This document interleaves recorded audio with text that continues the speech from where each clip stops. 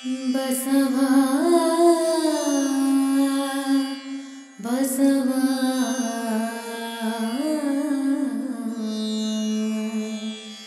ಬಸವಾ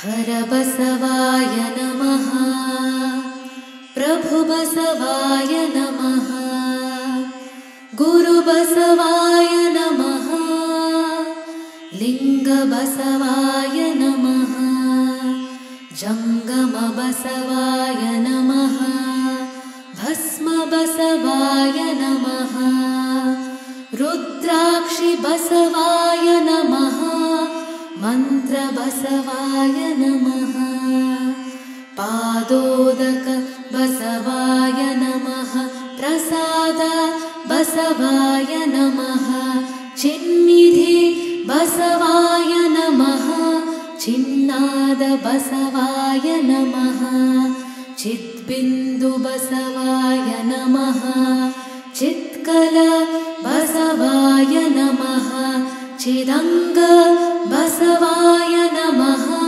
ನಿಷ್ಪ್ರಪಂಚ ಬಸವಾಯ ನಮಃ ನಿರಂಜನ ಬಸವಾಯ ನಮಃ ನಿರ್ಗುಣ ಬಸವಾಯ ನಮಃ ನಿತ್ಯತೃಪ್ತ ಬಸವಾಯ ನಮಃ ಅಕಾರ ಬಸವಾಯ ನಮಃ ಉಕಾರ ಬಸವಾಯ ನಮಃ ಮಕಾರ ಬಸವಾಯ ನಮಃ ನಕಾರ ಬಸವಾಯ ನಮಃ ಮಕಾರ ಬಸವಾಯ ನಮಃ ಶಿಕಾರ ಬಸವಾಯ ನಮಃ ವಕಾರ ಬಸವಾಯ ನಮಃ ಯಕಾರ ಬಸವಾಯ ನಮಃ ಓಂಕಾರ ಬಸವಾಯ ನಮಃ ಹ್ರೀಂಕಾರ ಬಸವಾಯ ನಮಃ ಸಂಗಮೇಶ್ವರ ಬಸವಾಯ ನಮಃ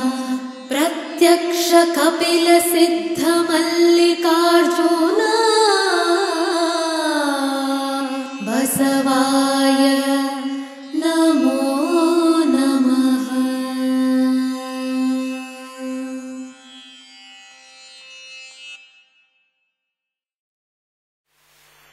ಓಂ ಶ್ರೀ ಗುರು ಬಸವಲಿಂಗಾಯ ನಮಃ. ಇಲ್ಲಿ ನೆರೆದ ಎಲ್ಲ ಶರಣ ತಂದೆ ತಾಯಿಗಳಿಗೆ ಅನಂತ ಶರಣು ಶರಣಾರ್ಥಿ.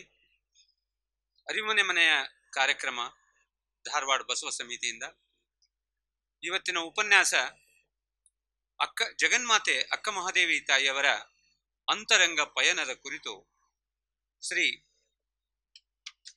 ವಿಜಯಕುಮಾರ್ ಕಮ್ಮಾರ್ ತುಮಕೂರು ಇವರು ಆಗಮಿಸಿದ್ದಾರೆ. ಅಂತರಂಗದ ಅಕ್ಕನ ಪಯಣದ ಬಗ್ಗೆ ಅದ್ಭುತವಾಗಿ ನಮ್ಮೊಂದಿಗೆ ಚರ್ಚೆ ಮಾಡಲಿದ್ದಾರೆ. ವಿಜಯಕುಮಾರ್ ಕಮ್ಮಾರ್ ಅವರಿಗೆ ಸುಸ್ವಾಗತವನ್ನ ಬಯಸ್ತಾ ಇದ್ದೇನೆ. ಅದೇ ರೀತಿಯಾಗಿ ಇಲ್ಲಿ ಆಗಮಿಸಿದ ಎಲ್ಲ ಶರಣರಿಗೂ ಮತ್ತು ಅಂತರ್ಜಾಲದ ಮೂಲಕ ವೀಕ್ಷಿಸ್ತಕ್ಕಂಥ ಯೂಟ್ಯೂಬ್ ಫೇಸ್ಬುಕ್ಗಳ ಎಲ್ಲ ವೀಕ್ಷಕರಿಗೂ ಸಹಿತ ಅನಂತ ಶರಣು ಶರಣಾರ್ಥಿ. ಅಂತರಂಗದ ಪಯಣ ಅಕ್ಕನ ವಿಷಯವನ್ನ ಕುರಿತು ಚಿಂತನೆ ಮಾಡಲಿಕ್ಕೆ ಈಗಾಗಲೇ ಆಗಮಿಸಿರ್ತಕ್ಕಂಥ ವಿಜಯಕುಮಾರ್ ಕಮ್ಮಾರ್ ಅವರು ಧಾರವಾಡ ಬಸವ ಸಮಿತಿಯ ಮೂಲಕ ಹಲವಾರು ಉಪನ್ಯಾಸಗಳನ್ನು ನೀಡಿದ್ದಾರೆ.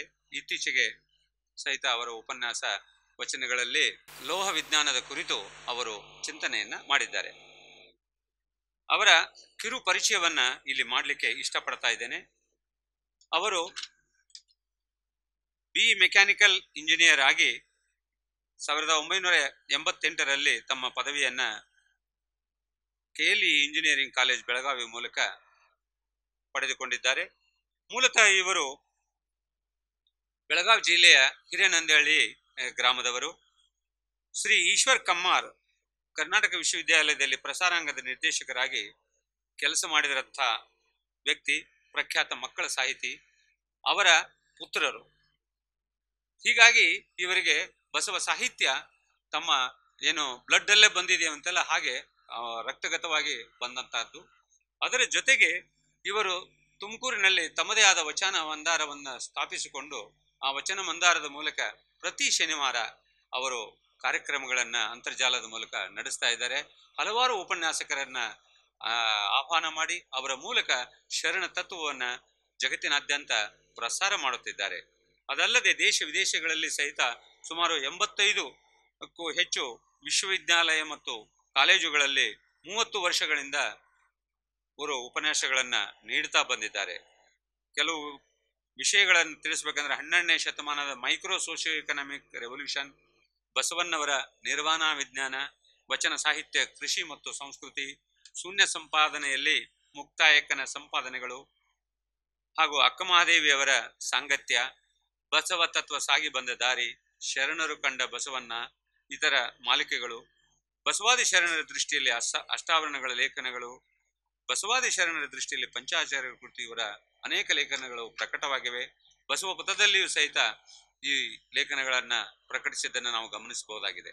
ಅದಲ್ಲದೆ ಅವರು ಮಾರುಕಟ್ಟೆ ವ್ಯವಸ್ಥಾಪಕರಾಗಿ Kims forging Bengaluru, apex limited Jamshedpur ಹಾಗೂ ಶಾರ್ಡಲೋ ಲಿಮಿಟೆಡ್ ಚೆನ್ನೈ ಇಲ್ಲಿ ಮಾರುಕಟ್ಟೆ ವ್ಯವಸ್ಥಾಪಕರಾಗಿದ್ದರು. ಅಸಿಸ್ಟೆಂಟ್ ಜನರಲ್ ಮ್ಯಾನೇಜರ್ AGM ಆಗಿ ಸಹಿತ ಸೈಡರ್ ಫೋರ್ಜ್ ಮೈಸೂರು, SA ಡಿಜಿಟರಾನಿಕ್ಸ್ ಬೆಂಗಳೂರು ಮತ್ತು ಮಾರುಕಟ್ಟೆ ಮುಖ್ಯಸ್ಥರಾಗಿ ಅಕ್ಯುಟೆಕ್ ಎಂಟರ್ಪ್ರೈಸಸ್ ಬೆಂಗಳೂರಿನಲ್ಲಿ ನಿರ್ದೇಶಕರಾಗಿ ಪ್ರಸ್ತುತ ಅವರು ಮ್ಯಾಕ್ ಇಂಟರ್ನ್ಯಾಷನಲ್ ಕಾರ್ಪೊರೇಷನ್ ಹೊಸೂರು ತಮಿಳುನಾಡಿನಲ್ಲಿ ಸೇವೆಯನ್ನು ಸಲ್ಲಿಸ್ತಾ ಇದ್ದಾರೆ.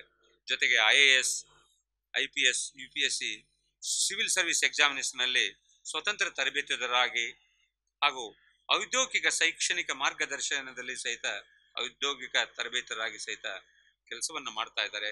ಇಂಥವರು ಇವತ್ತು ನಮ್ಮೊಂದಿಗೆ ಅಕ್ಕನ ಪಯಣದ ಬಗ್ಗೆ, ಅಂತರಂಗದ ಪಯಣದ ಕುರಿತು ಚಿಂತನೆ ಮಾಡ್ತಾ ಇದ್ದಾರೆ. ಅವರಿಗೆ ಮತ್ತೊಮ್ಮೆ ಬಸವ ಸಮಿತಿಯ ಪರವಾಗಿ ಸ್ವಾಗತ ಕೋರ್ತಾ ಅವರಿಗೆ ವೇದಿಕೆಯನ್ನ ಬಿಡ್ತಾ ಇದ್ದೇನೆ. ಸರ್ವರಿಗೂ ಶರಣು ಶರಣಾರ್ಥಿ. ಓಂ ಶ್ರೀ ಗುರು ಬಸವಲಿಂಗಾಯ ನಮಃ. ಪರಮ ಪೂಜ್ಯ ಶ್ರೀ ತೋಂಟದ ಸಿದ್ಧಲಿಂಗ ಮಹಾಸ್ವಾಮಿಗಳವರ ಜನ್ಮದಿನ. ನನಗೆ ಸರಿಸುಮಾರು 25 ವರ್ಷಗಳ ಕಾಲದವರೆಗೂ ನನ್ನ ಈ ವಚನ ಸಾಹಿತ್ಯ, ಬಸವ ಸಾಹಿತ್ಯ ಹಾಗೂ ಶರಣ ಸಿದ್ಧಾಂತಗಳನ್ನ ನನ್ನ ಹೃದಯದಲ್ಲಿ ತುಂಬಿದಂಥ ಪರಮ ಪೂಜ್ಯರು. ಈ ಅಕ್ಕ ಮಹಾದೇವಿಯವರ ಬಗ್ಗೆ ಒಂದು ಲೇಖನವನ್ನು ಬರೆದಿದ್ದೆ. ಅಕ್ಕ ಮಹಾದೇವಿಯ ವೈರಾಗ್ಯ ನಿಧಿ ಅಕ್ಕ ಮಹಾದೇವಿಯವರ ಸಾಂಗತ್ಯ ಅನ್ನತಕ್ಕಂಥ ಒಂದು ಲೇಖನವನ್ನ ಬರೆದು ಅವರ ಹತ್ರ ಕೊಟ್ಟಾಗ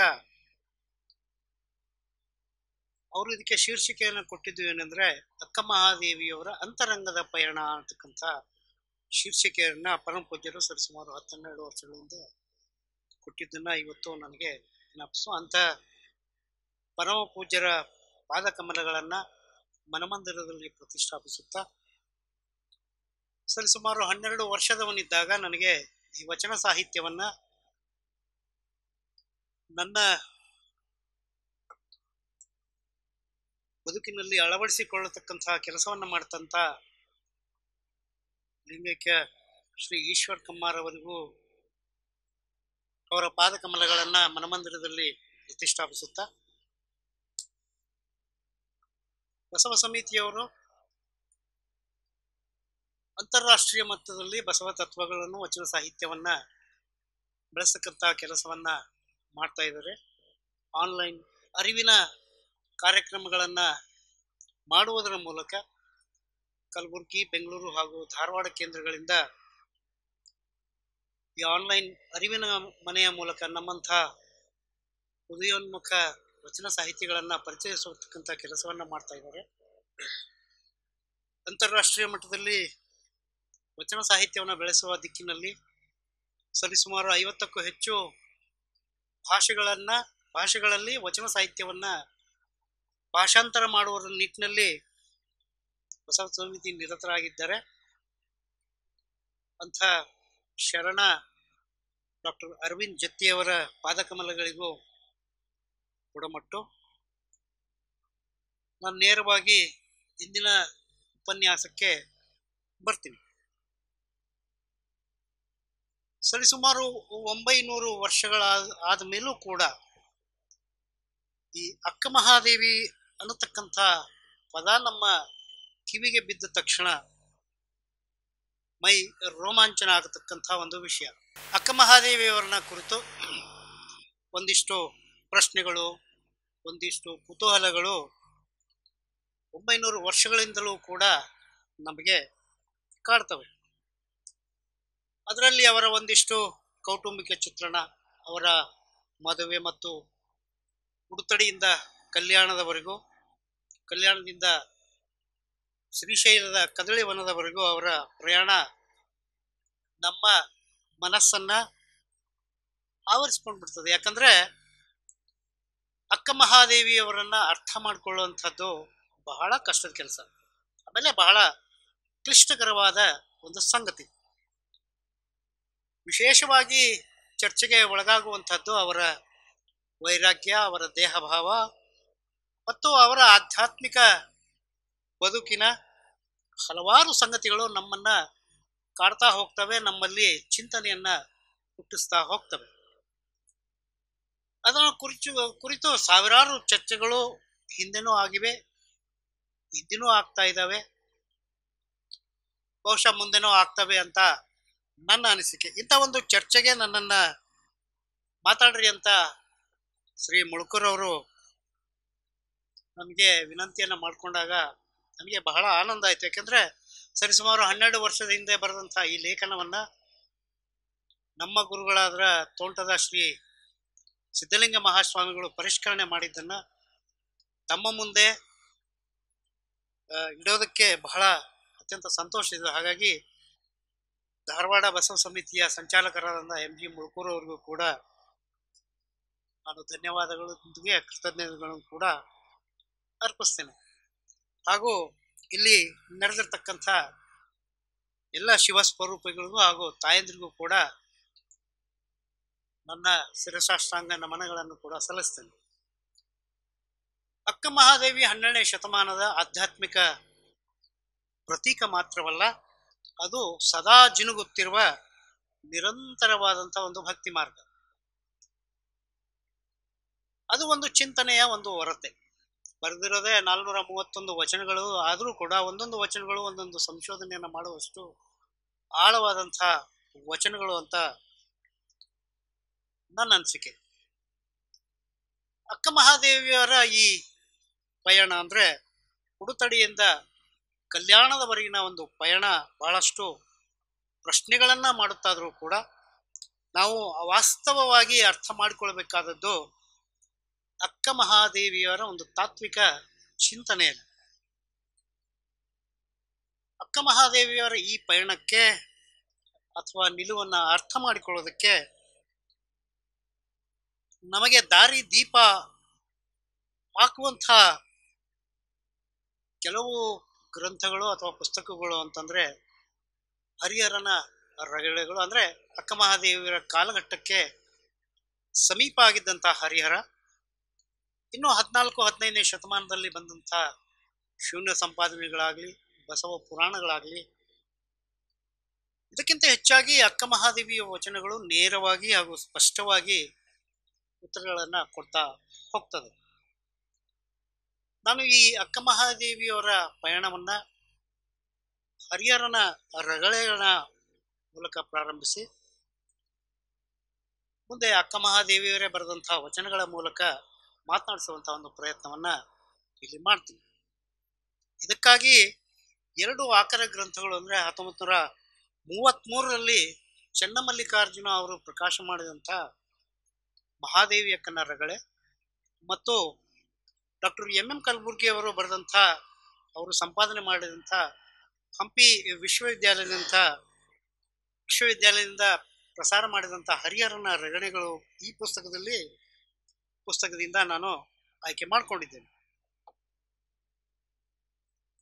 ಸಾಮಾನ್ಯವಾಗಿ ನೋಡಿ, ರಗಳೆಗಳಾಗ್ಲಿ, ಶೂನ್ಯ ಸಂಪಾದನೆಗಳ ಬಸವ ಪುರಾಣಗಳಾಗ್ಲಿ, ಇವುಗಳ ಕಥೆ ಪ್ರಾರಂಭ ಆಗೋದೇ ಕೈಲಾಸದ ಒಂದು ನಿರೂಪದ ಮೂಲಕ.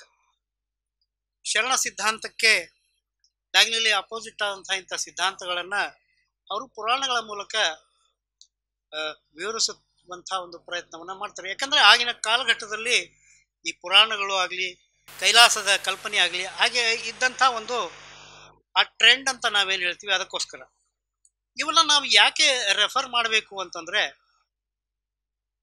ಇವು ಆ ಕಾಲಘಟ್ಟದ ಶರಣೆಯರ ಪರಿಚಯವನ್ನ, ಅವರ ವಚನಗಳನ್ನ ಪರಿಚಯವನ್ನ ಮಾಡೋದಷ್ಟೇ ಅಲ್ಲ, ಆಗಿನ ಕಾಲಘಟ್ಟದ ಸಾಮಾಜಿಕ ಚಿಂತನೆ, ಆಗಿನ ಕಾಲಘಟ್ಟದ ಆರ್ಥಿಕ ಚಿಂತನೆ, ಆಧ್ಯಾತ್ಮಿಕ ಚಿಂತನೆ ಮುಂತಾದ ಹಲವಾರು ಚಿಂತನೆಗಳನ್ನ ಈ ಒಂದು ಬಂಗಾರದ ಫ್ರೇಮ್ ಅನ್ನ ಹಾಕಿ ಅವರು ಒಂದು ಫೋಟೋವನ್ನ ರೆಡಿ ಮಾಡಿರ್ತಾರೆ. ನಮ್ಮ ಶರಣ ಸಿದ್ಧಾಂತಕ್ಕೆ ಸ್ವಲ್ಪ ವಿರುದ್ಧ ಅನ್ಸಿದ್ರು ಕೂಡ ನಾವು ಏನಾದ್ರೂ ಆ ಬಂಗಾರದ ಚೌಕಟ್ಟನ್ನ ತೆಗಿಯಕ್ಕೆ ಹೋದ್ರೆ ಆ ಫೋಟೋ ಬಿದ್ದು ಹೋಗ್ತದೆ. ಹಾಗಾಗಿ ಈ ಶೂನ್ಯ ಸಂಪಾದನೆಗಳಲ್ಲಾಗ್ಲಿ, ರಗಳೆಗಳಲ್ಲಾಗ್ಲಿ, ಪುರಾಣಗಳಲ್ಲಾಗ್ಲಿ ನಾವು ಈ ಶರಣರ ಸಿದ್ಧಾಂತಗಳನ್ನ ಅರಿಯೋ ಒಂದು ಪ್ರಯತ್ನವನ್ನ ನಾವು ಮಾಡ್ತೇವೆ. ಹಾಗೇನೆ ಈ ಕಥೆನೂ ಕೂಡ ಮಹಾದೇವಿ ಅಕ್ಕನವರ ಪಯಣ ಕೂಡ ಹರಿಹರ ರಗಳೆಯಲ್ಲಿ ಒಂದು ಕೈಲಾಸದಿಂದನೇ ಪ್ರಾರಂಭ ಆಗ್ತದೆ. ಅದು ಒಂದು ಸಭೆ, ಅಲ್ಲಿ ಮಹಾದೇವಿ ಪಾರ್ವತಿ ಕೂತಿರ್ತಾಳೆ, ಅವಳ ಪಕ್ಕದಲ್ಲಿ ಅವಳು ರುದ್ರಕನ್ನಿಕೆ ನಿಂತಿರ್ತಾಳೆ, ಅವಳ ಹೆಸರು ಮಹಾದೇವಿ. ಆ ಪಾರ್ವತಿಯನ್ನ ನಮಸ್ಕರಿಸೋದಕ್ಕೆ ಅಂತ ಒಬ್ಬ ಗಣನಾಥ ಬರ್ತಾನೆ. ಅವಳನ್ನ ನಮಸ್ಕರಿಸೋ ಭರದಲ್ಲಿ ಪಕ್ಕದಲ್ಲೇ ನಿಂತಿದ್ದಂಥ ಒಬ್ಬ ರುದ್ರಕನ್ನಿಕೆಯನ್ನ ಅವನು ನೋಡ್ದೇನೆ ಅವಳ ಕಾಳನ್ನ ತುಳಿತಾನೆ. ಈ ಪ್ರಸಂಗವನ್ನ ಹರಿಹರ ನಿರೂಪಣೆ ಮಾಡ್ತಾನೆ. ಎಂದು ಭಯಭಕ್ತಿಯಿಂದಲ್ಲಿ ಮೈಯಿಕ್ಕುತ್ತಿರೆ ಪಿಂದಿರ್ದ ಭಕ್ತಿಯಂ ತನ್ ಕಾಲ್ ತಾಗುತ್ತಿರೆ, ದೇವಿಯ ಪೆಸರಪ್ಪ ಮಹಾದೇವಿ ಎಂಬುವಳಂ ಭಾವಿಸಲು ರುದ್ರ ಕನ್ನಿಕೆಯೇ ಎನಿಸಿ ನಿಂದಳಂ ಕಾಲ್ ತಾಗೆ ಕೋಪಿಸುತ್ತೆ ನುಡಿದಳತಿ ಗರ್ವದಿಂದ ಅಂತ ಹರಿಹರ ಬರೀತಾನೆ. ಮುಂದುವರೆದು ಆ ರುದ್ರಕನ್ನಿಕೆ ಅವನನ್ನ ಸಿಟ್ಟಿನಿಂದ ನೋಡ್ತಾ ಹೇಳ್ತಾಳೆ, ಎಲೆ ಭವಿಯೇ ನೋಡಿ ಪೊಡ ಮಾಡೆಂದೆನಲು ಎಲೆಲೆ ಪಿಂದಿರ್ದರಂ ಕಾಣಬಾರದೆ ಎನ್ನಲು ಅಂತ ಹೇಳ್ತಾರೆ. ಅಂದ್ರೆ ಈಗ ನಾವು ದೇವಸ್ಥಾನದಲ್ಲಿ ರಶ್ದ ಹೋಗ್ತಾ ಯಾರ ಕಾಲು ತುಳಿತೋ ಏನೋ ಗೊತ್ತಾಗಲ್ಲ, ಆ ಥರ ಈ ಗಣನಾಥ ಏನ್ ಮಾಡ್ತಾನೆ, ರುದ್ರಕನ್ನಿಕೆಯನ್ನ ಕಾಲು ತುಳಿತಾನೆ. ಅವಾಗ ಆ ರುದ್ರಕನ್ನಿಕೆಯ ಕೋಪ ಬಂದು ಅವನನ್ನ ಭವಿ ಅಂತ ಬೈತಾನೆ. ಎಲೆ ಭವಿಯೇ ನಮಸ್ಕಾರ ಮಾಡಬೇಕಾದ್ರೆ ಹಿಂದೆ ಮುಂದೆ ಯಾರಿದ್ದಾರೆ ಅಂತ ನೋಡಿ ನಮಸ್ಕಾರ ಮಾಡು ಅಂತ ಆಕೆ ಹೇಳ್ತಾರೆ. ಈ ಭವಿ ಅಂತ ಶಬ್ದ ಕೇಳಿದ ತಕ್ಷಣ ಇವನ್ಗೆ ನಡ್ಕ ಬಂದ್ಬಿಡುತ್ತೆ. ಅದನ್ನ ಹರಿಹರ ಎಷ್ಟು ಸುಂದರವಾಗಿ ಹೇಳ್ತಾನಂದ್ರೆ, ಭವಿ ಎಂಬ ನುಡಿಗೇಳ್ದು ಗುಪ್ತ ಮಾಹೇಶ್ವರಂ ತೆವಕದಿಂ ಭಯ ಭಕ್ತಿ ಅಭಿಮಾನಿ ನೋವು ತಂಕರಂ ದೇವಿತರ ವದನಂ ದೈನ್ಯದಿಂ ನೋಡುತ್ತಿರೆ ದೇವಿಯರು ನುಡಿದರ ಸಭೆ ನಡುಗುತ್ತಿರೆ. ಅಂದ್ರೆ ಈ ಮಹಾದೇವಿ ಅನ್ನತಕ್ಕಂಥ ಒಬ್ಬ ರುದ್ರಕನ್ನಿಕೆ ಅವನ್ನ ಭವಿ ಎಂದದ್ದನ್ನ ಕೇಳಿ ಆ ಗಣನಾಥ ನಡುಗುತ್ತಿರ್ತಾನೆ ಅಂತ ಹರಿಹರ ಬರೀತಾನೆ. ತನ್ನ ಭಕ್ತನನ್ನ ಭವಿ ಅಂತ ಕರೆದದ್ದನ್ನ ನೋಡಿ ಸಹಜವಾಗಿ ಪಾರ್ವತಿಗೆ ಸಿಟ್ಟು ಬರ್ತದೆ. ಅವಳು ಪಾರ್ವತಿ ಹೇಳ್ತಾನೆ. ಅಂದ್ರೆ ಇದನ್ನ ಹರಿಹರ ತನ್ನ ರಗಳೆಯಲ್ಲಿ ಹಲವೊಂದು ಪ್ರಸಂಗಗಳ ಮೂಲಕ ನಿರೂಪಣೆ ಕೊಡ್ತಾ ಹೋಗ್ತಾನೆ. ಏನವ್ವ ಮಹಾದೇವಿ ಭವಿ ಎಂದು ನುಡಿವರೇ, ಜ್ಞಾನನಿಧಿ ಗುಪ್ತ ಗಣನಾಥನಂ ಜಡಿವರೇ, ಹೊರವೇಷವಿದ್ದಲ್ಲಿ ಭಕ್ತಿ ದೊರಕೊಳ್ಳುವುದೇ ನುಡಿ, ಹೊರವೇಷವಿದ್ದಲ್ಲಿ ಭಕ್ತಿ ದೊರಕೊಳ್ಳುವುದೇ ಎನ್ನತಕ್ಕಂಥ ಈ ವಿಷಯ ಏನಿದೆಯಲ್ಲ, ಈ ಅಕ್ಕ ಮಹಾದೇವಿಯವರ ಅಂತರಂಗದ ಪಯಣಕ್ಕೆ ಬೇಕಾಗಿದ್ದಿರ್ತಕ್ಕಂಥ ಒಂದು ಅದ್ಭುತ ಸಾಲುಗಳು. ಬರೀ ವೇಷದಳು ನುಡಿಯ ಬಲೆಯೊಳಗೆ ಬೀಳುವುದೇ ಗುಪ್ತರುಂ ಶಾಂತರುಂ ಸತ್ಯ ಉಳ್ಳವರುಂಟು ಆಪ್ತರೆನ್ನವರ ಭವನೊಲಮೆಯುಳ್ಳವರುಂಟು ಅಂತ ಪಾರ್ವತಿ ಆ ರುದ್ರಕನ್ನಿಕೆಗೆ ಸ್ವಲ್ಪ ಸಿಟ್ಟಿನಿಂದನೇ ಮಾತಾಡ್ತಾಳೆ. ಪಾರ್ವತಿ ನೇರವಾಗಿ ಆ ರುದ್ರಕನ್ನಿಕೆಗೆ ಕೇಳ್ತಾಳೆ, ಮಹಾದೇವಿ ಅಂತಕ್ಕಂಥದ್ದು ಏನವ್ವ ಮಹಾದೇವಿ ಗುಪ್ತ ಗಣನಾಥನನ್ನ ಭವಿ ಎಂದು ಜರಿಯುವುದೇ ಅಂತೇಳಿ ಸ್ವಲ್ಪ ಖಾರವಾಗಿ ಹೇಳ್ತಾಳೆ. ಅದಾದ್ಮೇಲೆ ಅವಳು ಒಂದು ನಿರೂಪವನ್ನ ಕೊಡ್ತಾಳೆ. ಭಕ್ತರ ನಿರೋಧದಿಂ ಒಂದು ಜನ್ಮ ನಿನಗೆ ಯುಕ್ತವೆನಿಸಿತ್ತು 100 ವರುಷ ಊರುವರೆಯೊಳಗೆ, ಭಕ್ತರುದರಂ ಬೊಕ್ಕು ನಿಜನಾಮಮಂ ತಳೆದು ಭಕ್ತನಂ ಭವಿಯಿಂದ ದೂಸರಿಂದ ಇಪ್ಪುದು, ಭವಿಗೆ ಹೆಂಡತಿಯಾಗಿ ಭಕ್ತರ್ಗೆ ಶರಣೆಂದು ಭವವಾರ್ಧಿಯಂ ದಾಂಟಿ ಶ್ರೀಗಿರಿಗೆ ನಡೆತಂದು ಬಳಿಕ ಬಪ್ಪುದು ಹೋಗೆನುತ ಬೆಸಸಲ್ಕಂದು ಅಂತ ಪಾರ್ವತಿ ಅಕ್ಕ ಮಹಾದೇವಿಗೆ ಹೇಳ್ತಾಳೆ. ಅಂದ್ರೆ ಇವತ್ತಿನ ಅಂತರಂಗದ ಪಯಣಕ್ಕೆ ಬೇಕಾದಂಥ ಬಹುಮುಖ್ಯ ಸಾಲುಗಳು. ನನ್ನ ಭಕ್ತನನ್ನ ಭವಿ ಅಂತ ಕರೆಯೋದಕ್ಕೆ ಮುಂಚೆ ಒಂದು ಸರ್ತಿ ನೀನು ಭೂಮಿಗೆ ಹೋಗಿ ಭಕ್ತರ ಮನೆಯಲ್ಲಿ ಹುಟ್ಟಿ ಭವಿಯನ್ನ ಮದುವೆಯಾಗಿ, ಅಂದ್ರೆ ಆ ಭವಿಯನ್ನ ಮದುವೆ ಆದಾಗ ಆಗ್ತಕ್ಕಂಥ ಆ ನೋವು, ಸಂಕಟ, ಸ್ವಲ್ಪ ಕಿರಿಕಿರಿ ಅಂತ ನಾವೇನು ಹೇಳ್ತೀವಲ್ಲ, ಆ ಅನುಭವಿಸಿ ಅಲ್ಲಿಂದ ಶ್ರೀಗಿರಿಗೆ ನಡೆದುಕೊಂಡು ಬಾ. ಆ ಶ್ರೀಗಿರಿಗೆ ಬಂದ ಮೇಲೆ ನಾನು ನಿನ್ನ ಕೈಲಾಸಕ್ಕೆ ಕರ್ಕೊಳ್ತೀನಿ ಅಂತ ಹೇಳಿ ಅವಳನ್ನ ಪಾರ್ವತಿ ಭೂಮಿಗೆ ಕಳಿಸ್ತಾಳೆ. ಅದಾದ ನಂತರ ಅಕ್ಕ ಮಹಾದೇವಿ ಜನಿಸಿದ್ರು. ಇದು ಅಕ್ಕ ಮಹಾದೇವಿಯವರ ಜನನಕ್ಕೆ ಕಾರಣವಾದಂತಹ ಒಂದು ವೃತ್ತಾಂತ. ಅಂದ್ರೆ ಇದು ಮೊದಲನೇ ಅಧ್ಯಾಯ. ಅಕ್ಕ ಮಹಾದೇವಿಯವರು ಕೈಲಾಸದಿಂದ ಉಡುತಡಿಗೆ ಬಂದ ನಿರೂಪವನ್ನ ಹರಿಹರ ಕೊಡ್ತಾನೆ. ಈ ಉಡುತಡಿ ಅನ್ನತಕ್ಕಂಥ ಒಂದು ಪ್ರದೇಶ ಮಲೆನಾಡಿನ ಒಂದು ನಿಸರ್ಗ ರಮಣೀಯವಾದಂಥ ಒಂದು ಪ್ರದೇಶ. ಈ ಪಿಡುಪತ್ತಿ ಸೋಮನಾಥ ಇದನ್ನ ಉದಾ ತಡಿ ಅಂತಾರೆ. ಉದಾ ಅಂದ್ರೆ ನೀರು, ತಡಿ ಅಂದ್ರೆ ದಂಡೆ.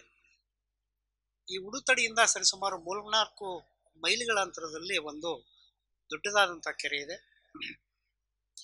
ಅದಕ್ಕೆ ಇದನ್ನ ತಡಗಣಿ ಅಂತ ಕರೆದಿರ್ಬೋದು. ಆ ದಂಡೆ ಮೇಲೆ ಕಮಲಗಂಗವನ ಒಂದು ಮೂರ್ತಿ ಇದೆ. ಅದನ್ನ ಅಕ್ಕ ಮಹಾದೇವಿಯವರ ಮೂರ್ತಿನೋ ಅಂತ ಹೇಳ್ತಾರೆ. ಈ ಉಡುತಣಿಯಲ್ಲಿ ಮಲ್ಲಿಕಾರ್ಜುನ ದೇವರ ಒಂದು ದೇವಾಲಯವಿದೆ. ಅದನ್ನ ಪರದೇಸಿ ಮಲ್ಲಪ್ಪನ ದೇವಾಲಯಕ್ಕೂ ಅಂತನೂ ಕೂಡ ಕರೀತಾರೆ. ಈಗ ಧಾರವಾಡ ಹೆಂಗೆ ನಮಗೆ ವಿದ್ಯಾಕಾಶಿ ಅಂತ ನಾವು ಏನು ಕರಿತೀವಿ, ಹಾಗೆ 12ನೇ ಶತಮಾನದಲ್ಲಿ ಬಳ್ಳಿಗಾವಿ ಒಂದು ಸಾಂಸ್ಕೃತಿಕ ಮತ್ತು ವಿದ್ಯಾ ಕೇಂದ್ರ ಆಗಿತ್ತು ಅನ್ನೋದನ್ನು ನಮಗೆ ತಿಳಿದು ಬರ್ತದೆ. ಪ್ರಖ್ಯಾತ ಚಂಪು ಕವಿ ಶಾಂತಿನಾಥನ ಊರು.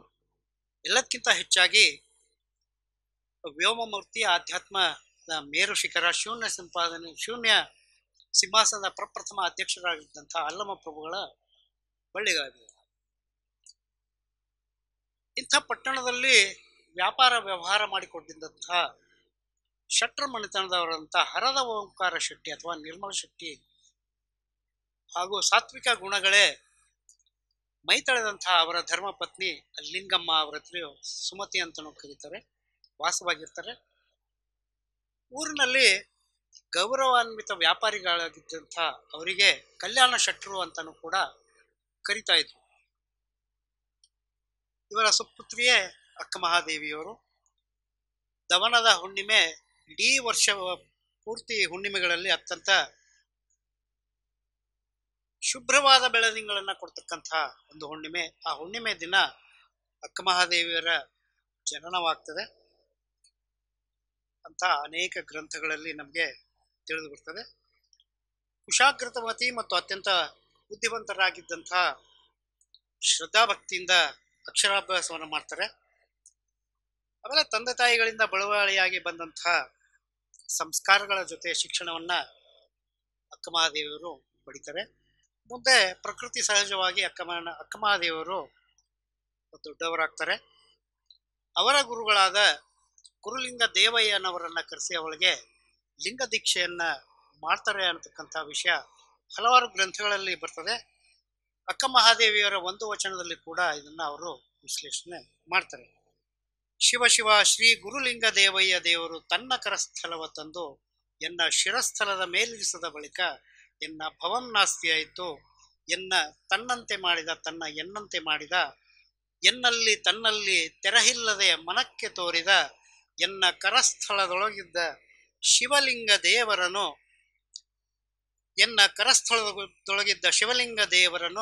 ಎನ್ನ ತನುವಿನ ಮೇಲೆ ಮೂರ್ತಿಗೊಳಿಸಿದ ಎನ್ನ ತನುವಿನ ಮೇಲಣ ಶಿವಲಿಂಗ ದೇವರನು ಎನ್ನ ಮನವೆಂಬ ಮಂಟಪದೊಳಗೆ ಮೂರ್ತಿಗೊಳಿಸಿದ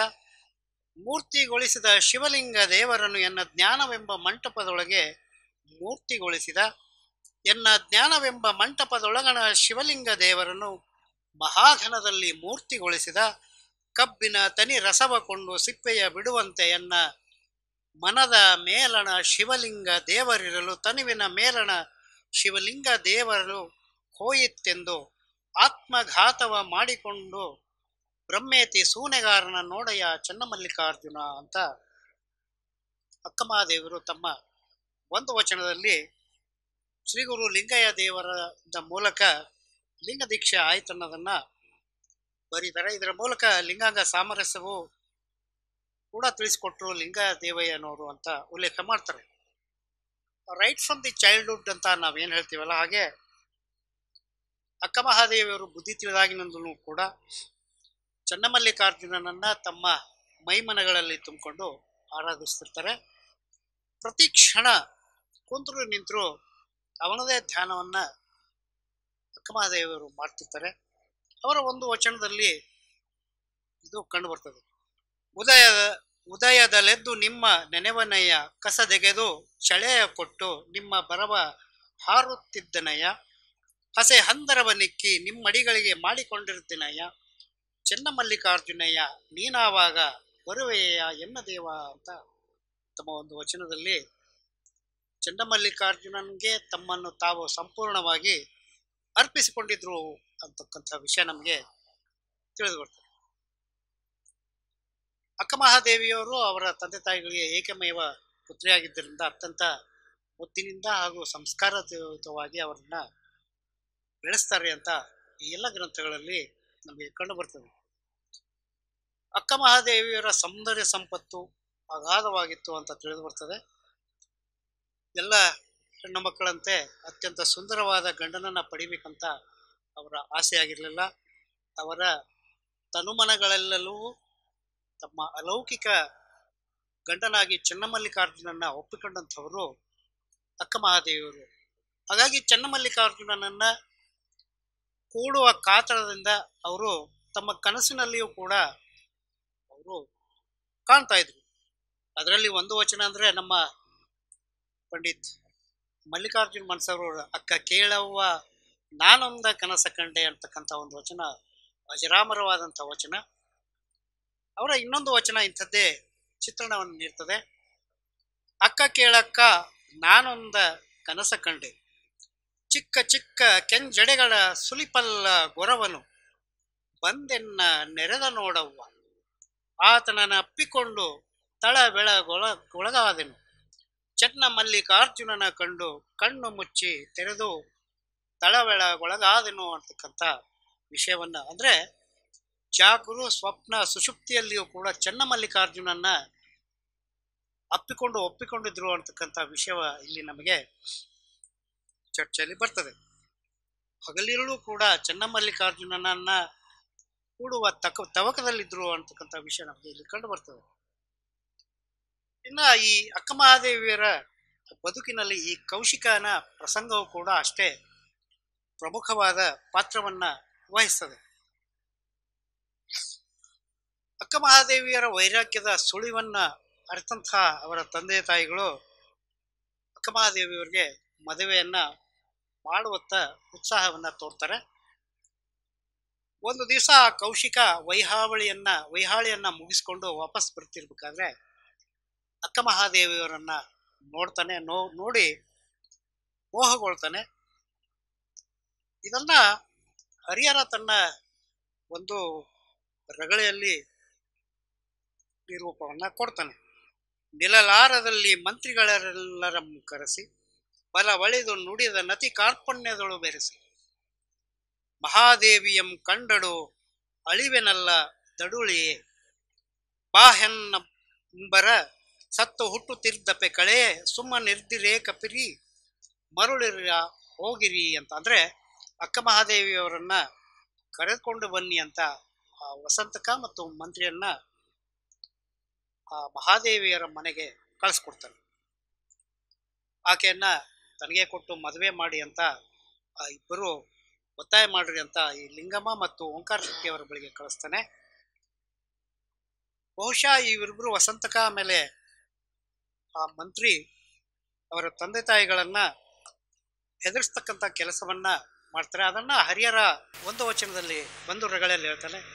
ಇರ್ಪ ಕೌಶಿಕ ನೃಪಂಗೀವುದಿ ಕನ್ನೆಯಂ ನೇರ್ಪಟ್ಟು ಕೊಡಲಿರ್ದೊಡೆಪ್ಪದಿ ಮನೆಯಂ ಅರಸನತಿ ಇಶಯತಿ ಕೋಪಿಯತಿ ನಿಷ್ಠುರಂ ಪಿರಿಯರ ವರಿವ ರೆನ್ನ ನತಿ ಸತೇಜಕರಂ ಅಂತ ಅವ್ರನ್ನ ಹೆದರ್ಸ್ತಾರೆ. ಅಂದ್ರೆ ಕೌಶಿಕ ರಾಜ ಬಹಳ ಸಿಟ್ನವನು, ಅತ್ಯಂತ ಕಾಮಿ, ನಿಷ್ಠುರಿ.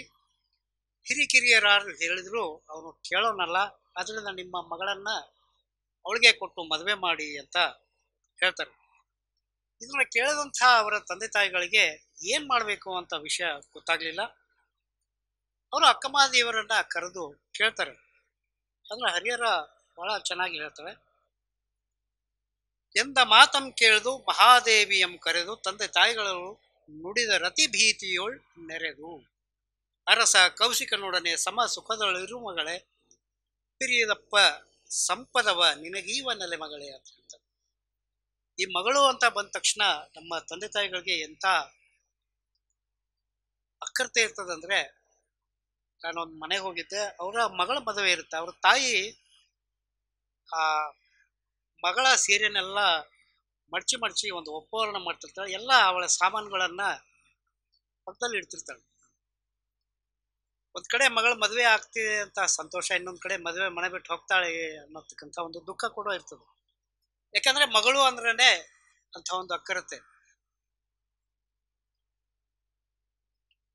ಆ ಮಗಳಿಗೋಸ್ಕರ ಎಂಥ ಕಷ್ಟವನ್ನು ಕೂಡ ಸಹಿಸ್ತಾರ ಅನ್ನೋದಕ್ಕೆ ಈ ಲಿಂಗಮ್ಮ ಹಾಗೂ ಓಂಕಾರ ಶೆಟ್ಟಿಯವರೇ ಸಾಕ್ಷಿ. ಅಂತಂದ್ರೆ ಅವ್ರು ಹೇಳ್ತಾಳೆ, ಮಗಳೇ ರಾಜ ನಿನ್ನ ಮದುವೆ ಆಗ್ತಾನಂತೆ, ಅರಮನೆಗಳು ಹೋಗಿರು, ಅತ್ಯಂತ ಸುಖದಿಂದ ಇರ್ತೀಯ ಅಂತ ತಂದೆ ತಾಯಿಗಳು ಹೇಳ್ತಾರೆ.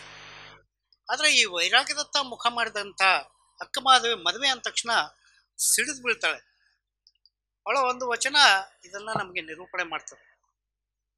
ಪುರುಷನ ಮುಂದೆ ಮಾಯೆ ಸ್ತ್ರೀ ಎಂಬ ಅಭಿಮಾನವಾಗಿ ಕಾಡುವುದು, ಸ್ತ್ರೀಯ ಮುಂದೆ ಮಾಯೆ ಪುರುಷನೆಂಬ ಅಭಿಮಾನವಾಗಿ ಕಾಡುವುದು, ಲೋಕವೆಂಬ ಮಾಯೆಗೆ ಶರಣ ಚಾರಿತ್ರ್ಯ ಮರುಳಾಗಿ ತೋರುವುದು. ಚೆನ್ನ ಮಲ್ಲಿಕಾರ್ಜುನ ನೊಲಿದ ಶರಣಂಗೆ ಮಾಯೆ ಇಲ್ಲ, ಮರುಹೆ ಇಲ್ಲ, ಅಭಿಮಾನವೂ ಇಲ್ಲ ಅಂತಕ್ಕಂಥ ಮಾತನ್ನ ಅಕ್ಕಮಹಾದೇವರು ಇಲ್ಲಿ ನಮಗೆ ಹೇಳ್ತಾರೆ. ಅಂದ್ರೆ ಅವ್ರಿಗೆ ಮದುವೆ ಆಗ್ಬೇಕು ಅಂತಕ್ಕಂಥ ವಿಚಾರವೇ ಇರೋದಿಲ್ಲ. ಯಾವಾಗಲೂ ಚೆನ್ನ ಮಲ್ಲಿಕಾರ್ಜುನ ನನ್ನ ಗಂಡ ಅಂತ ಅವರು ಆವಾಗಲೇ ಒಪ್ಕೊಂಡಾಗಿರ್ತದೆ. ಅವಾಗ ಅಕ್ಕಮಹಾದೇವರಿಗೆ ಅವರನ್ನ ಅವ್ರ ತಂದೆ ತಾಯಿಗಳು ಒತ್ತಾಯವನ್ನು ಮಾಡಿದಾಗ ಅವ್ರಿಗೆ ಬೆಂಕಿ ಅಂತ ಸಿಟ್ಟು ಬರ್ತದೆ. ಅದನ್ನ ಹರಿಹರ ಹೇಗೆ ಹೇಳ್ತಾನೆ ಅಂದ್ರೆ, ಏನೇ ದಿಗಿಲು ಭುಗಿಲೆಂದು ಕೋಪಿಸಿದಳ ಭಕ್ತೆ, ಮನದೊಳು ಮಹೇಶ್ವರಿಗೆ ಮೊರೆ ಇಟ್ಟಳ ಭಕ್ತೆ, ನುಡಿದಳಲೆ ಭವಿಯೊಡನೆ ಬೆರೆಸಿರಲ್ ಕಾರ್ಪನೆ ಅಂತ ಹೇಳ್ತಾರೆ. ಕೋಪಗೊಂಡ ಮಹಾದೇವಿ ಮಹೇಶ್ವರನನ್ನ ಮನದಲ್ಲಿ ಪ್ರಾರ್ಥನೆ ಮಾಡ್ತಾ ಇರ್ತಾಳೆ. ಭವಿಯೊಡನೆ ನಾನು ಸಂಸರ್ಗ ಮಾಡುವುದೇ, ಭವ್ಯನಲ್ಲೇ ಬಾಳ್ವೆ ಮಾಡುವುದು ಸಾಧ್ಯನೇ ಇಲ್ಲ ಅಂತ ಅಕ್ಕಮಹಾದೇವಿ ಹೇಳ್ತಾಳೆ. ಇದು ಅಕ್ಕಮಹಾದೇವಿಯವರ ನೇರವಾದಂಥ ಮಾತು. ಮುಂದುವರೆದು ಹೇಳ್ತಾಳೆ, ಆನೇಕೆ ಭವಿಯೇಕೆ ಭಕ್ತರೀ ಮಾತೇಕೆ ಏನೆಂದೊಡಂ ಭವಿಯ ನೊಲ್ಲೆ ನೀ ಮಾತೇಕೆ. ಅಂದ್ರೆ ಭವಿಯೊಡನೆ ನನ್ನ ಮದುವೆ ಸಾಧ್ಯನೇ ಇಲ್ಲ ಅಂತ ಹೇಳ್ತಾರೆ. ನಾನೆಲ್ಲಿ, ಭವಿಯಲ್ಲಿ, ನನಗಿದು ಹಿಡಿಸ್ತಾ ಇಲ್ಲ, ನನಗೂ ಈ ಭವಿಯೊಡನೆ ಮದುವೆ ಸಾಧ್ಯನೇ ಇಲ್ಲ ಅಂತ ಹೇಳ್ತಾರೆ. ಅವರು ಎಲ್ಲಿವರೆಗೂ ಮಾತನಾಡ್ತಾರೆ ಅಂದ್ರೆ, ನನಗೆ ಮಾತೃತ್ವನೇ ಬೇಡ ಅನ್ನತಕ್ಕಂಥ ಮಾತನ್ನು ಕೂಡ ಹೇಳಿದ್ದನ್ನ ಅವರ ಒಂದು ವಚನದಲ್ಲಿ ನಾವು ನೋಡ್ಬೋದು. ಮನ ತಾರ್ಕಡೆಗೊಂಡು ಅನುಭವಿಸಲು ನೆನಹೆ ಘನಬಹುದಲ್ಲದೆ ಅದು ಹವಣದಲ್ಲಿ ನಿಲ್ಲಬಹುದೇ, ಎಲೆ ಅವ್ವ ನೀನು ಮರುಳವ್ವೆ, ಎನ್ನ ದೇವ ಮಲ್ಲಿಕಾರ್ಜುನ ಎಂಗೊಲಿದು ಸೆಲೆ ಮಾರು ದೂರ ಹೋದೆನು, ನಿನ್ನ ತಾಯ್ತನವೇ ನಾನೊಲ್ಲೆ ಹೋಗು. ಅಂದ್ರೆ ತಾಯ್ತನವನ್ನು ಒಲ್ಲೆ ಅನ್ನುವಷ್ಟು ಅವರು ವೈರಾಗ್ಯದತ್ತ ಹೊರಳಿದ್ರು ಅಂತಕ್ಕಂಥ ವಿಷಯ ಇಲ್ಲಿ ನಮ್ಗೆ ಕಂಡು ಬರ್ತದೆ. ಆದರೆ ಅಷ್ಟು ಸಣ್ಣ ವಯಸ್ಸಿನಲ್ಲಿ ಅತ್ಯಂತ ಅದ್ಭುತವಾದಂಥ ಒಂದು ಆಧ್ಯಾತ್ಮಿಕತೆ ಹಾಗೂ ಮಾನಸಿಕ ಪ್ರಬುದ್ಧತೆಯನ್ನ ಅವರು ಹೊಂದಿದ್ರು. ಹಾಗೂ ಚನ್ನಮಲ್ಲಿಕಾರ್ಜುನತ್ತ ಸಂಪೂರ್ಣವಾಗಿ ಅವರ ಮನಸ್ಸು ಕೇಂದ್ರೀಕೃತ ಆಗಿತ್ತು ಅನ್ನತಕ್ಕಂಥ ಮಾತನ್ನ ಇಲ್ಲಿ ನಾವು ಕಟ್ಕೋಬಹುದು. ಆದ್ರೂ ಈ ಕೌಶಿಕ ರಾಜನ ಒತ್ತಡ ಆ ವಸಂತಕ ಹಾಗೂ ಮಂತ್ರಿಗಳ ಒತ್ತಾಯದಿಂದ ಒಂದ್ 2-3 ಷರತ್ತುಗಳನ್ನ ಹಾಕಿ ಅಕ್ಕಮಹಾದೇವರು ನಾನು ಮದುವೆ ಆಗ್ತೀನಿ ಅಂತ ಒಪ್ಕೊಂತಾರೆ. ಅವು ಏನು ಅಂದ್ರೆ, ನೀವೆಂದುದ ಮಾಳ್ಪೆನಂತ ಕೆರಡಿಲ್ಲ, ನೀವೆನ್ನ ಮನಗಳದೊಳಗಿದ್ದಂತೆ ಮಾಡುವುದೆಲ್ಲ, ಎನ್ನಿಚ್ಛೆಯೋಳ್ ಶಿವನ ಪೂಜೆಯಲ್ಲಿ ನಲಿದಿಪ್ಪೆ, ಎನ್ನಿಚ್ಛೆಯೋಳ್ ಮಾಹೇಶ್ವರರ ಗೋಷ್ಠಿಯೊಳಗಿಪ್ಪೆ, ಎನ್ನಿಚ್ಛೆಯೋಳು ಗುರುವಿನಂಗ್ರಿ ಸೇವೆಯೊಳಿಪ್ಪೆ, ಎನ್ನಿಚ್ಛೆಯೋಳು ನಿಮ್ಮ ನೃಪಣದ ಸಂಘದೊಳಿಪ್ಪೆ ಅಂತ ಒಂದು 4 ಷರತ್ತುಗಳನ್ನು ಹಾಕಿ, ಅಂದ್ರೆ ನನ್ನ ಇಚ್ಛೆಯಂತೆ ಇಷ್ಟಲಿಂಗ ಪೂಜೆಯನ್ನ ಮಾಡ್ಕೊಳ್ತೇನೆ, ನನ್ನ ಇಚ್ಛೆಯಂತೆ ಜಂಗಮರ ಪ್ರವಚನಕ್ಕೆ ಹೋಗ್ತೇನೆ. ನನ್ನ ಇಚ್ಛೆಯಂತೆ ಗುರುಗಳ ಸೇವೆಯನ್ನ ಮಾಡಿಕೊಂಡಿರ್ತೇನೆ. ನನ್ನ ಇಚ್ಛೆಯಂತೆ ನಿಮ್ಮ ದೊರೆಯ ಸಂಘದಲ್ಲಿರ್ತೇನೆ ಅಂತಕ್ಕಂಥ ಮಾತನ್ನು ಹೇಳ್ತಾ, ಮಂತ್ರಿಗಳೇ, ನಿಮ್ಮ ಮೇಲೆ ಗೌರವವನ್ನು ಇಟ್ಟು ನಾನು ಮದುವೆಯನ್ನು ಆಗ್ತೇನೆ. ರಾಜ ಮಾತ್ರ ಈ 4 ಷರತ್ತುಗಳನ್ನು ಯಾವತ್ತೂ ಮೀರಬಾರ್ದು ಅಂತಕ್ಕಂಥ ಒಂದು ಷರತ್ತನ್ನು ಹಾಕಿ ಮದುವೆ ಆಗ್ತಾಳೆ. ಆ ಮದುವೆಯನ್ನ ಹರಿಹರ ಅತ್ಯಂತ ಮನೋಜ್ಞವಾಗಿ ತನ್ನ ರಗಳೆಯಲ್ಲಿ ವಿವರಿಸ್ತಾನೆ. ಇಂಥವು ಕೌಶಿಕ ರಾಜನ ಪುರದೊಳು ಪುಣ್ಯ ವಿವಾಹೋದ್ಯೋಗ ಪ್ರಾರಂಭ ಸೌರಂಭ ಜನ ಜನಿತ ಹರುಷ ಪುಳಕ ಪ್ರಖರ ಭರಿತ ವಾರನಾರಿ ಕುಲಾನಂದ ಸಾಂದ್ರ ಸೌಂದರ್ಯ ವಿಲಸಿತ ಸುವರ್ಣ ಕಲಶದರ್ಪಣ ರತ್ನಾಭರಣ ಸ್ವೀಕೃತ ಸುವಾಸಿನಿ ನಿಖರ ವಿಡಿದ ಪುರ ವೀಧಿ ಪ್ರಾಂತದಳು ನೂತನ ಗೀತವಾದ್ಯ ನರ್ತಂಗಳ ಕೋಲಾಹಲದಿ ಸರ್ವ ಸಂಭ್ರಮನೆಗಳೇ ಅಂತಕ್ಕಂಥ ಮಾತನ್ನ ಹರಿಹರ ಈ ವಿವಾಹ ಮಹೋತ್ಸವನ ಅದ್ಭುತವಾಗಿ ವರ್ಣಿಸ್ತಾನೆ. ಅದೇ ರೀತಿ ಅಕ್ಕಮಹಾದೇವಿಯವರು ಕೂಡ ತಮ್ಮ ಒಂದು ವಚನದಲ್ಲಿ ಅದನ್ನ ನಿರೂಪಣೆ ಮಾಡ್ತಾರೆ. ಜಲದ ಮಂಟಪದ ಮೇಲೆ ಉರಿಯ ಚಪ್ಪರವನಿಕ್ಕಿ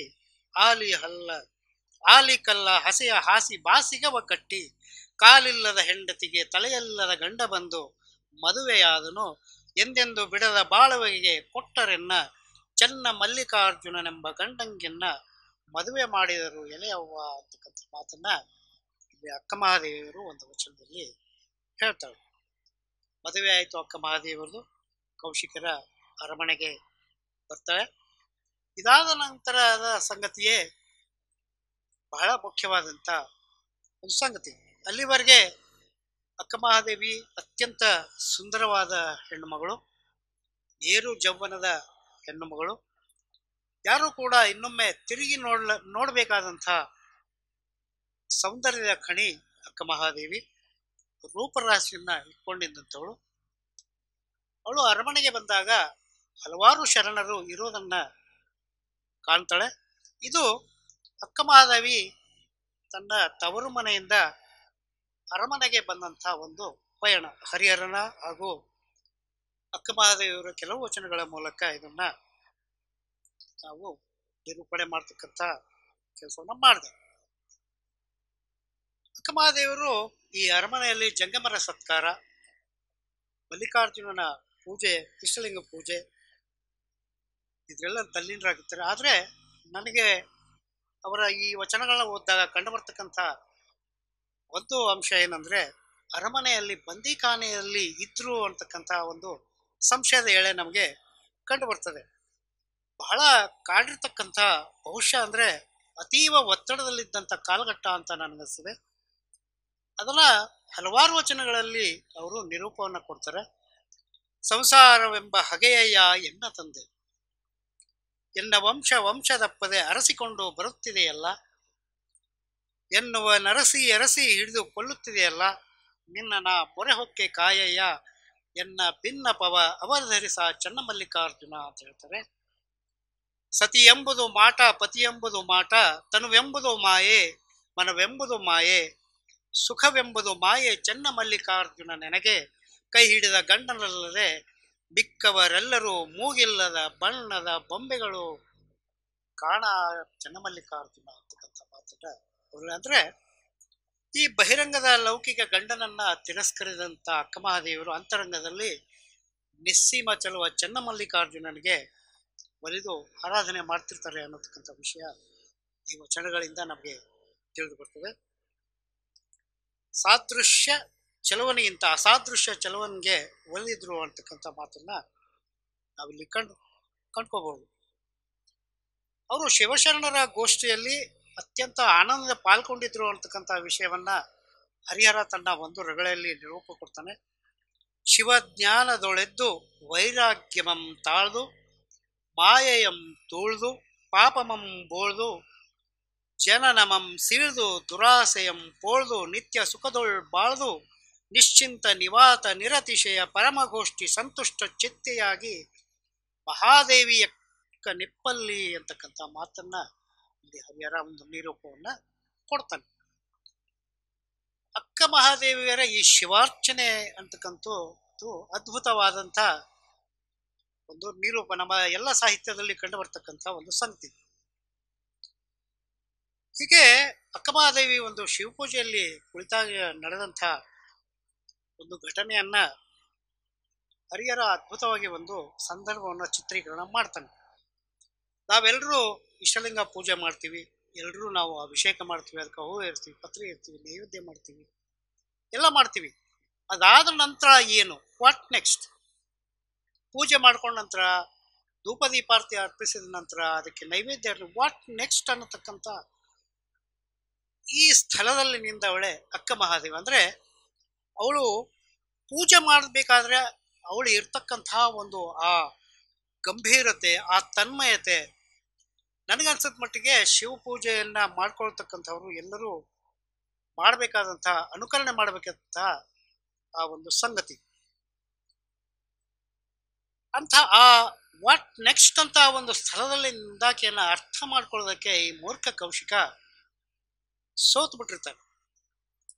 ಒಂದ್ ದಿವಸ ಅಕ್ಕ ಮಹಾದೇವಿ ಪೂಜೆ ಮಾಡ್ಕೊಳ್ತಕ್ಕಂಥ ಸಂದರ್ಭದಲ್ಲಿ ಅವಳ ಮರೆಯಂತ ನೋಡಿದಂಥ ಈ ಕೌಶಿಕ ಅವಳ ಸೌಂದರ್ಯಕ್ಕೆ ಮಾರು ಹೋಗ್ತಾನೆ. ಅದನ್ನ ನೋಡಿದಂಥ ಕೌಶಿಕ ಕೆರಳ್ತಾನೆ. ರೂಪಿಂಗೆ ಕೌತುಕಂಗೊಂಡು ಜೌವನಕ್ಕೆ ಜಾಣನಳಿದು ನೋಟದೊಳ ಅಳುಕಿ ಸುಕುಮಾರತೆಯೊಳ್ ಸಿಲುಕಿ ಸಿಂಗರದೊಳ್ ಬಿದ್ದು ಸೊಬಗಿನೊಳ್ ಪೊಗಳದು ವಿಲಾಸದೊಳ್ ಬಳಸಿ ಆಲಿಂಗಲಿಕ್ಕೆ ಲವಲವಿಸಿ ಮನ ಉರ ವನಿಸಿ ಅಂತ ಹರಿಹರ ಬರೀತಾನೆ. ಅಂದ್ರೆ ಅವಳ ಸೌಂದರ್ಯವನ್ನ ನೋಡಿದಂಥ ಕೌಶಿಕ ಅವಳನ್ನ ಪೂಜೆ ಮಾಡ್ತಿದ್ದಾಳೆ ಅನ್ನೋದನ್ನ ಕೂಡ ಮರೆತು ಅವಳನ್ನ ಅಪ್ಕೊಳ್ಳೋದಕ್ಕೆ ಹೋಗ್ತಾನೆ. ಇಂತಹ ಒಂದು ಅನಿರೀಕ್ಷಿತ ಸಂದರ್ಭವನ್ನ ನಿರೀಕ್ಷೆ ಮಾಡಲಾರ್ದಂಥ ಅಕ್ಕ ಮಹಾದೇವಿ ಕೆರಳಿ ಕಣಲಿ ಕೆಂಡವಾಗಿಬಿಡ್ತಾಳೆ. ಛೀ ಛೀ ಇದು ತಪ್ಪು ಅಂತ ದೂರ ತಳ್ಳಿಬಿಡ್ತಾಳೆ. ಈ ಕೌಶಿಕ ಮಾಡಿದಂತಹ ಒಂದು ತಪ್ಪನ್ನ ಬಹಳ ಒಂದು ವಿಶೇಷವಾದ ಸಂದರ್ಭಗಳನ್ನ ಹರಿಹರ ನಿರೂಪಣೆ ಮಾಡಿ, ಇದು ಮೊದಲನೇ ತಪ್ಪು ಅಂತ ಹರಿಹರ ಹೇಳ್ತಾನೆ. ಇನ್ನೊಂದು ತಪ್ಪನ್ನ ನಿರೂಪಣೆ ಮಾಡಲಿಕ್ಕೆ ಹರಿಹರ ಇನ್ನೊಂದು ವಿಶೇಷವಾದ ಒಂದು ಸಂದರ್ಭವನ್ನ ಅವನು ಕ್ರಿಯೇಟ್ ಮಾಡ್ತಾನೆ. ಒಂದು ದಿನ ಅಕ್ಕ ಮಹಾದೇವಿ ಗಾಢ ನಿದ್ರೆಯಲ್ಲಿ ಮಲಗಿರ್ತಾಳೆ. ಗುರುಗಳು ಬಂದಿದ್ದಾರೆ ಅಂತ ಹೇಳ್ಬಿಟ್ಟು ಅವಳ ಸಖಿಯರು ಬಂದು ಹೇಳ್ತಾರೆ. ಚಕ್ಕಂತ ಎಚ್ಚರ ಆದಂಥ ಈ ಅಕ್ಕ ಮಹಾದೇವಿ ಹೇಗಿದ್ಲು ಹಾಗೇನೆ ಓಡೋಗಿ ಅವಳಿಗೆ ನಮಸ್ಕಾರ ಮಾಡ್ತಾಳೆ. ಅದನ್ನ ಹರಿಹರ ಎಷ್ಟು ಚೆನ್ನಾಗಿ ಹೇಳ್ತಾನಂದ್ರೆ, ಮಹಾದೇವಿಯರ ಆರಾಧ್ಯ ದೇವರ್ ಬೊಂಕನೆ ಬರೆಗಳಿಲನೆ ಕಂಡು ದುಕೂಲಮಂ ಮರೆತು ಭಯ ರಸ ಮನೊಟ್ಟಿದ್ದ ಪರಿಯೊಳೆದ್ದು ಮಂಚದಿಂದುರವಣಿಸುತ್ತಿಳಿದು ಗುರುವಿನ ಶ್ರೀಪಾದಕ್ಕೆ ಹುಟ್ಟಿದ ಮಾರ್ಗದಿಂದ ಷ್ಟಾಂಗ ಪ್ರಣತೆಯಾದ ಮಹಾದೇವಿಯಂ ಕಂಡು ಕಣ್ಮುಚ್ಚಿಕೊಂಡು ಮಗಳೇ ದುಕೂಲಮಂ ಬಾಸಣಿಸಿಕೊಳ್ಳೆಂದು ಶ್ರೀ ಗುರು ಬೆಸಸೆ ಅಂತ ಹೇಳ್ತಾರೆ. ಅಂದ್ರೆ ಅಕ್ಕ ಮಹಾದೇವಿಯವರು ಮಲಗಬೇಕಾದ್ರೆ ಕಳ್ಚಿಟ್ಲ ರೇಷ್ಮೆ ಸೀರೆನ ಉಟ್ಕೊಳ್ಳದೆ ಇದ್ದ ಸ್ಥಿತಿಯಲ್ಲೇ ಬಂದು ಗುರುಗಳಿಗೆ ನಮಸ್ಕಾರವನ್ನ ಮಾಡಿದಾಗ ಗುರುಗಳು ಅವಳನ್ನಂತ ನೋಡಿದಂತ ಗುರುಗಳು ಮಗಳೇ ವಸ್ತ್ರವನ್ನ ಉಟ್ಕೋ ಅಂತಾರೆ. ಆ ಮತ್ತನ್ನ ಕೇಳಿದಂತ ಅಕ್ಕ ಮಹಾದೇವಿ ದಿಗ್ಗನೆ ಎಚ್ಚರಗೊಳ್ತಾಳೆ. ಎಚ್ಚರಗೊಂಡು ಆ ಸೀರೆಯನ್ನ ಹಾಕ್ಕೊಳ್ಳಕ್ಕೆ ಮುಂದಾಗ್ತಾಳೆ. ಇದನ್ನೆಲ್ಲ ನೋಡಿದಂಥ ಕೌಶಿಕ ಏನ್ ಮಾಡ್ತಾನೆ, ಅವಳ ಸೀರೆಯನ್ನ ಸೆಳೆದು ಬಿಡ್ತಾನೆ. ಅದನ್ನ ಹರಿಹರ ಅಂತ ಪ್ರಬುದ್ಧವಾಗಿ ಹೇಳ್ತಾಳೆ. ತೆಗೆ ತೆಗೆ ನಿನಗೆ ಏನತ್ಯಂತ ಭಕ್ತಗೆ ಮೀರಿದ ವಿರಕ್ತಗೆ ಸೀರೆ ಏಕೆಂದು ಕೈಯ ದುಕೂಲಮಂ ಸೆಳೆದಲಾಹ ಮೂರಂ ತಪ್ಪು. ಇದು ಮೂರನೆಯ ತಪ್ಪು ಅಂತ ಹೇಳ್ತಾನೆ. ತೀರ್ದು ನಿನ್ನಿಚ್ಛೆ ಸಾರ್ದುದು ಭವಿಸಂಗ ಒಳಸಾರ್ದುದು ವಿರಕ್ತಿ ನಿಮಿರ್ದುದು ಭಕ್ತಿ ಬೆಳೆದುದು ನಿಷ್ಠೆಯು ಅಳಿದುದು ಬರ್ದುಕಿಂದೆನುತ ಶಾರಹಿತ ಕೇಶಾಂಬರೆಯಾಗಿ ತಿರುಗಿ ಬಂದು ಧವಲಾರ್ಧದೊಳಿರ್ದ ಚೆನ್ನಕಲ್ಲಿರ್ ಮಲ್ಲಿಕಾರ್ಜುನಂ ಕರಸ್ತದೊಳ್ ವಿಜಯಂಗೈಸ್ಕೊಂಡು ನಡೀತದು ಅಂತ. ಇವನು ಯಾವಾಗ ಸೀರೆಯನ್ನ ಸೆಳಿತಾನೆ, ತೆಗೆ ತೆಗೆ ನಿನಗೆ ಏನು ಅತ್ಯಂತ ಭಕ್ತೆ ನೀನು, ಮೀರಿದ ವಿರಕ್ತ ನೀನು ಅಂತ ಕೈಲಿನ ಸಿರುವೆಯನ್ನ ಯಾವಾಗ ಸೆಳೆದುಕೊಳ್ತಾನೆ, ಇಂಥದ್ದೊಂದು ಅನಿರೀಕ್ಷಿತ ಪ್ರಸಂಗ ಎದುರಾದಕ್ಕೆ ಅಕ್ಕಮಹಾದೇವಿ ಸಿಟ್ಟಾಗಿ ನಿಗಿ ಬೆಂಕಿ ಹಾಕ್ತಾಳೆ. ನೀನು ಕಾಮದ ಪಿಶಾಚಿ, ವಿವೇಕಹೀನ ಅಂತ ಅವನನ್ನ ದೂಷಿಸಿ, ಅವರ ಆವೇಶ ಎಷ್ಟು ತೀವ್ರ ಆಗಿತ್ತಂತ ಒಂದು ವಚನದ ಹೇಳ್ತಾರೆ, ಎಮ್ಮೆಗೊಂದು ಚಿಂತೆ, ಸಮ್ಮಗಾರಗೊಂದು ಚಿಂತೆ, ಧರ್ಮಿಗೊಂದು ಚಿಂತೆ, ಕರ್ಮಿಗೊಂದು ಚಿಂತೆ, ನನಗೆ ಎನ್ನ ಚಿಂತೆ, ನಿನಗೆ ನಿನ್ನ ಕಾಮದ ಚಿಂತೆ, ಒಲ್ಲೆ ಹೋಗು ಸೆರಗ ಬಿಡು ಮರುಳೆ, ನನಗೆ ಎಮ್ಮ ಮಲ್ಲಿಕಾರ್ಜುನ ದೇವರು ಒಲಿವರು ಒಲಿಯರು ಎಂಬ ಚಿಂತೆ ಅಂತ ಹೇಳ್ತಾಳೆ. ಮುಂದುವರೆದು ಹೇಳ್ತಾಳೆ, ಕೈ ಸಿರಿಯ ದಂಡವ ಕೊಳಬಹುದಲ್ಲದೆ ಮೈ ಸಿರಿಯ ದಂಡವ ಕೊಳಲುಂಟೆ, ಉಟ್ಟ ಹುಡುಗಿಯ ಸೀರೆಯ ಸೆಳೆದುಕೊಳ್ಳಬಹುದಲ್ಲದೆ ಮುಚ್ಚಿ ಮುಸುಕಿದ್ದ ನಿರ್ವಾಣವ ಸೆಳೆದುಕೊಳ್ಳಬಹುದೇ, ಮಲ್ಲಿಕಾರ್ಜುನ ದೇವರ ಬೆಳಗನುಟ್ಟು ಲಜ್ಜೆಗೆಟ್ಟವಳಿಗೆ ಉಡುಗೆ ತೊಡುಗೆಗಳ ಹಂಗೇಕೋ ಮರಳೆ ಅಂತಕ್ಕಂಥ ಮಾತನ್ನ ಅಕ್ಕಮಹಾದೇವರು ಹೇಳ್ತಾಳೆ. ತಾನು ಅಬಲೆ ಅಂತ ನೀನು ತಿಳಿದು ದುಡುಕಿ ಬಿಟ್ಟೆ, ಬಹಿರಂಗದ ಸೀರೆಯನ್ನ ನೀನು ಸೆಳೆಯಬಹುದು, ನನ್ನ ತನುವನ್ನ ಮುಸುಕಿದ್ದ ನಿರ್ವಾಣವನ್ನು ನೀನು ಸೆಳೆಯಬಲ್ಲೆಯ ಅಂತ ಹೇಳಿ ಎಂಥ ಒತ್ತಡದಲ್ಲಿ ಅಕ್ಕಮಹಾದೇವರು ಇದ್ರ ಅನ್ನತಕ್ಕಂಥ ಮಾತನ್ನ ಹೇಳ್ತಾ, ನಾನು ಇಲ್ಲಿ ಒಂದು ಕ್ಷಣವೂ ಇರಲಾರೆ, ಇಂಥ ಬಂಧನದಲ್ಲಿ ನಾನು ಇರಲಾರೆ, ಉಟ್ಟ ಸೀರೆಯನ್ನ ಬಿಸಾಟಿ ಜೊತೆಗೆ ಹಾಕಿಕೊಂಡಿರ್ತಕ್ಕಂಥ ಎಲ್ಲ ಆಭರಣಗಳನ್ನ ತೆಗೆದಿಡ್ತಾರೆ. ವಸ್ತ್ರಗಳನ್ನು ಎಲ್ಲವನ್ನು ಬಿಚ್ಚಿಟ್ಟಂಥ ಮಹಾದೇವಿ ಕೇಶಾಂಬರಧಾರಿಯಾಗಿ ದೇವರ ಮನೆಗೆ ಬಂದು ಚನ್ನಮಲ್ಲಿಕಾರ್ಜುನನ್ನ ಕರಸ್ಥಳದಲ್ಲಿಟ್ಕೊಂಡು ಅಲ್ಲಿಂದ ಹೊರಡ್ತಾರೆ. ಭಕ್ತಿ ಜ್ಞಾನ ಮತ್ತು ವೈರಾಗ್ಯಗಳನ್ನ ಹೊತ್ತುಕೊಂಡು ತನ್ನ ನೀಳುವುದಳನ್ನ ತನ್ನ ದೇಹಕ್ಕೆ ಮರೆಮಾಚಿಕೊಂಡಂಥ ಅಕ್ಕಮಹಾದೇವಿ ಕೇಶಾಂಬರಧಾರಿಯಾಗಿ ಆವೇಶದ ಹೆಜ್ಜೆಗಳನ್ನಿಟ್ಕೊಂತ ಅರಮನೆಯ ಗೃಹಬಂಧನವನ್ನ ಕಳಚಿ ದೃಢ ನಿರ್ಧಾರದಿಂದ ಅರಮನೆ ಬಿಟ್ಟು ಹೊರಗೆ ಬರ್ತಾರೆ. ಇದು ಅಕ್ಕಮಹಾದೇವಿಯರ ಅರಮನೆಯ ಪಯಣ. ಅಂದರೆ ಅಂತರಂಗದಲ್ಲಿದ್ದಂಥ ಎಲ್ಲ ಆಕ್ರೋಶಗಳನ್ನ ಹೊರಹಾಕಿದಂಥ ಅಕ್ಕಮಹಾದೇವಿ ಅರಮನೆಯಿಂದ ಹೊರಡ್ತಾರೆ. ಇನ್ನು ಬಹಳಷ್ಟು ಚರ್ಚೆಗೆ ಒಳಗಾಗಿದ್ದು ಅಂದರೆ ಅಕ್ಕಮಹಾದೇವಿಯವರ ಈ ಬಹಿರಂಗದ ಉಡುಪಿನ ಬಗ್ಗೆ ಅಥವಾ ದಿಗಂಬರ ತತ್ವದ ಬಗ್ಗೆ. ಇದರ ಕುರಿತು ಬಹಳಷ್ಟು ಚರ್ಚೆಗಳಾಗಿವೆ, ಆಗ್ತಾನೆ ಇದ್ದಾವೆ, ಮುಂದೂ ಆಗ್ತವೆ ಅಂತ ನಾನು ಉಪನ್ಯಾಸದ ಮೊದಲೇ ಹೇಳಿದೆ. ಇದು ಈ ಕೌಶಿಕದಿಂದ ಬಿಡಿಸ್ಕೊಂಡಂಥ ಸರ್ವಸ್ವವನ್ನು ತೊಳೆದಂಥ ಅಕ್ಕಮಹಾದೇವಿ ಆ ಆಧ್ಯಾತ್ಮಿಕ ಹಿನ್ನೆಲೆಯಲ್ಲಿ ಅತ್ಯಂತ ಎತ್ತರವಾಗಿ ಬೆಳೆದು ನಿಲ್ತಾರೆ. ಭವಿಯಾದ ಕೌಶಿಕನನ್ನ ತೊರೆದು ವಸ್ತ್ರವನ್ನ ತೊರೆದು ಕೂಡ ಅಲ್ಲಿ ಬರ್ತಕ್ಕಂಥ ಒಂದು ಶಬ್ದ ನೋಡಿ, ಚೆನ್ನ ಮಲ್ಲಿಕಾರ್ಜುನ ದೇವರ ಬೆಳಗನುಟ್ಟು ಲಜ್ಜೆಗಟ್ಟಗಳಿಗೆ ಉಡುಗೆ ತೊಡುಗೆಗಳ ಹಂಗೇಕೋ ಮಳೆ ಅಂತಕ್ಕಂಥ ವಚನದಲ್ಲಿ ಕೂಡ ಅವ್ರು ಹೇಳ್ತಾರೆ. ಇದು ಹಲವಾರು ವಚನಗಳಲ್ಲಿ ಅಥವಾ ಶುದ್ಧ ಸಂಪಾದನೆಗಳಲ್ಲಿ, ರಗಳೆಗಳಲ್ಲಿ, ಪುರಾಣಗಳಲ್ಲಿ ಬರ್ತಕ್ಕಂಥ ವಿಚಾರ. ಈ ವಿಚಾರ ಅನುಭವ ಮಂಟಪದಲ್ಲಿ ಕೂಡ ಬಹಳ ಚರ್ಚೆ ಆದಂಥ ಒಂದು ವಿಷಯ. ಈ ಕೌಶಿಕನಿಗಾಗಲಿ ನಮ್ಮಂಥ ಎಲ್ಲ ಜನಗಳಿಗಾಗಲಿ ಈ ಹೆಣ್ಣು ಮಕ್ಕಳು ಅಂದರೆ ಅದು ಒಂದು ದೇಹ, ಆ ದೇಹವನ್ನು ಮುಚ್ಚತಕ್ಕಂಥ ಹಲವಾರು ಬಟ್ಟೆಗಳು, ಆಮೇಲೆ ತಿನ್ನೋದಕ್ಕೆ ಒಂದಿಷ್ಟು ಆಹಾರ, ಒಡವೆ, ವಸ್ತ್ರ ಅನ್ನುವಂಥ ಒಂದು ಸೀಮಿತ ಪರಿಧಿಯಲ್ಲೇ ಅರ್ಥ ಮಾಡಿಕೊಂಡಂಥವ್ರು ನಾವು. ಹಾಗೂ ನಾವು ಇನ್ನೂ ಕೂಡ ಹಾಗೇನೆ ಅರ್ಥ ಮಾಡ್ಕೋತಾ ಇರೋದು. ನಾವೆಲ್ಲರೂ ಕೂಡ ಅತ್ಯಂತ ಆಧುನಿಕರು, ಹೊಸ ವಿಚಾರವಂತರು ಅಂತ ನಾವೇನು ಭಾವಿಸಿದ್ರು ಕೂಡ ಅದು ಒಂದು ಭ್ರಮಾಲೋಕದಲ್ಲಿ ನಾವು ಇದೇವೇ ಹೊರತು ವಾಸ್ತವದಲ್ಲಿ ನಾವು ಯಾರು ಕೂಡ ಈ ಅಕ್ಕಮಹಾದೇವಿಯವರ ದಿಗಂಬರ ತತ್ವವನ್ನು ಅರ್ಥ ಮಾಡ್ಕೊಂಡಿಲ್ಲ ಅಂತ ನನಗನ್ಸ್ತದೆ. ಅಂದ್ರೆ ಅಕ್ಕಮಹಾದೇವಿಯರನ್ನ ಬೆತ್ತಲಾಗಿ ನೋಡ್ತಕ್ಕಂಥ ಮನಸ್ಥಿತಿ ಇರುವಂತ ನಾವು ಕೂಡ ಬೆತ್ತಲಾಗ್ತಾ ಹೋಗ್ತೀವಿ ಅನ್ನೋದು ವಾಸ್ತವ ಸಂಗತಿ ಅಂತ ನನಗನ್ಸ್ತದೆ. ಅಂದ್ರೆ ಅಕ್ಕಮಹಾದೇವಿಯವರು ಏರಿರುವ ಎತ್ತರ ಇದೆಯಲ್ಲ, ಅದು ತೀರ ದೊಡ್ಡದು. ಅಂದ್ರೆ ನಮಗೆ ಕಲ್ಪನೆಗೆ ಸಿಗಲಾರದಂಥ ಒಂದು ಸತ್ಯದ ಸಂಗತಿ ಅಂತ ನನಗನ್ಸದೆ. ನಾವು ಕಲ್ಪನೆಯನ್ನ ಮಾಡಿಕೊಳ್ಳೋಕೆ ಆಗದೆ ಇರುವಂಥ ಒಂದು ಸಂಗತಿ.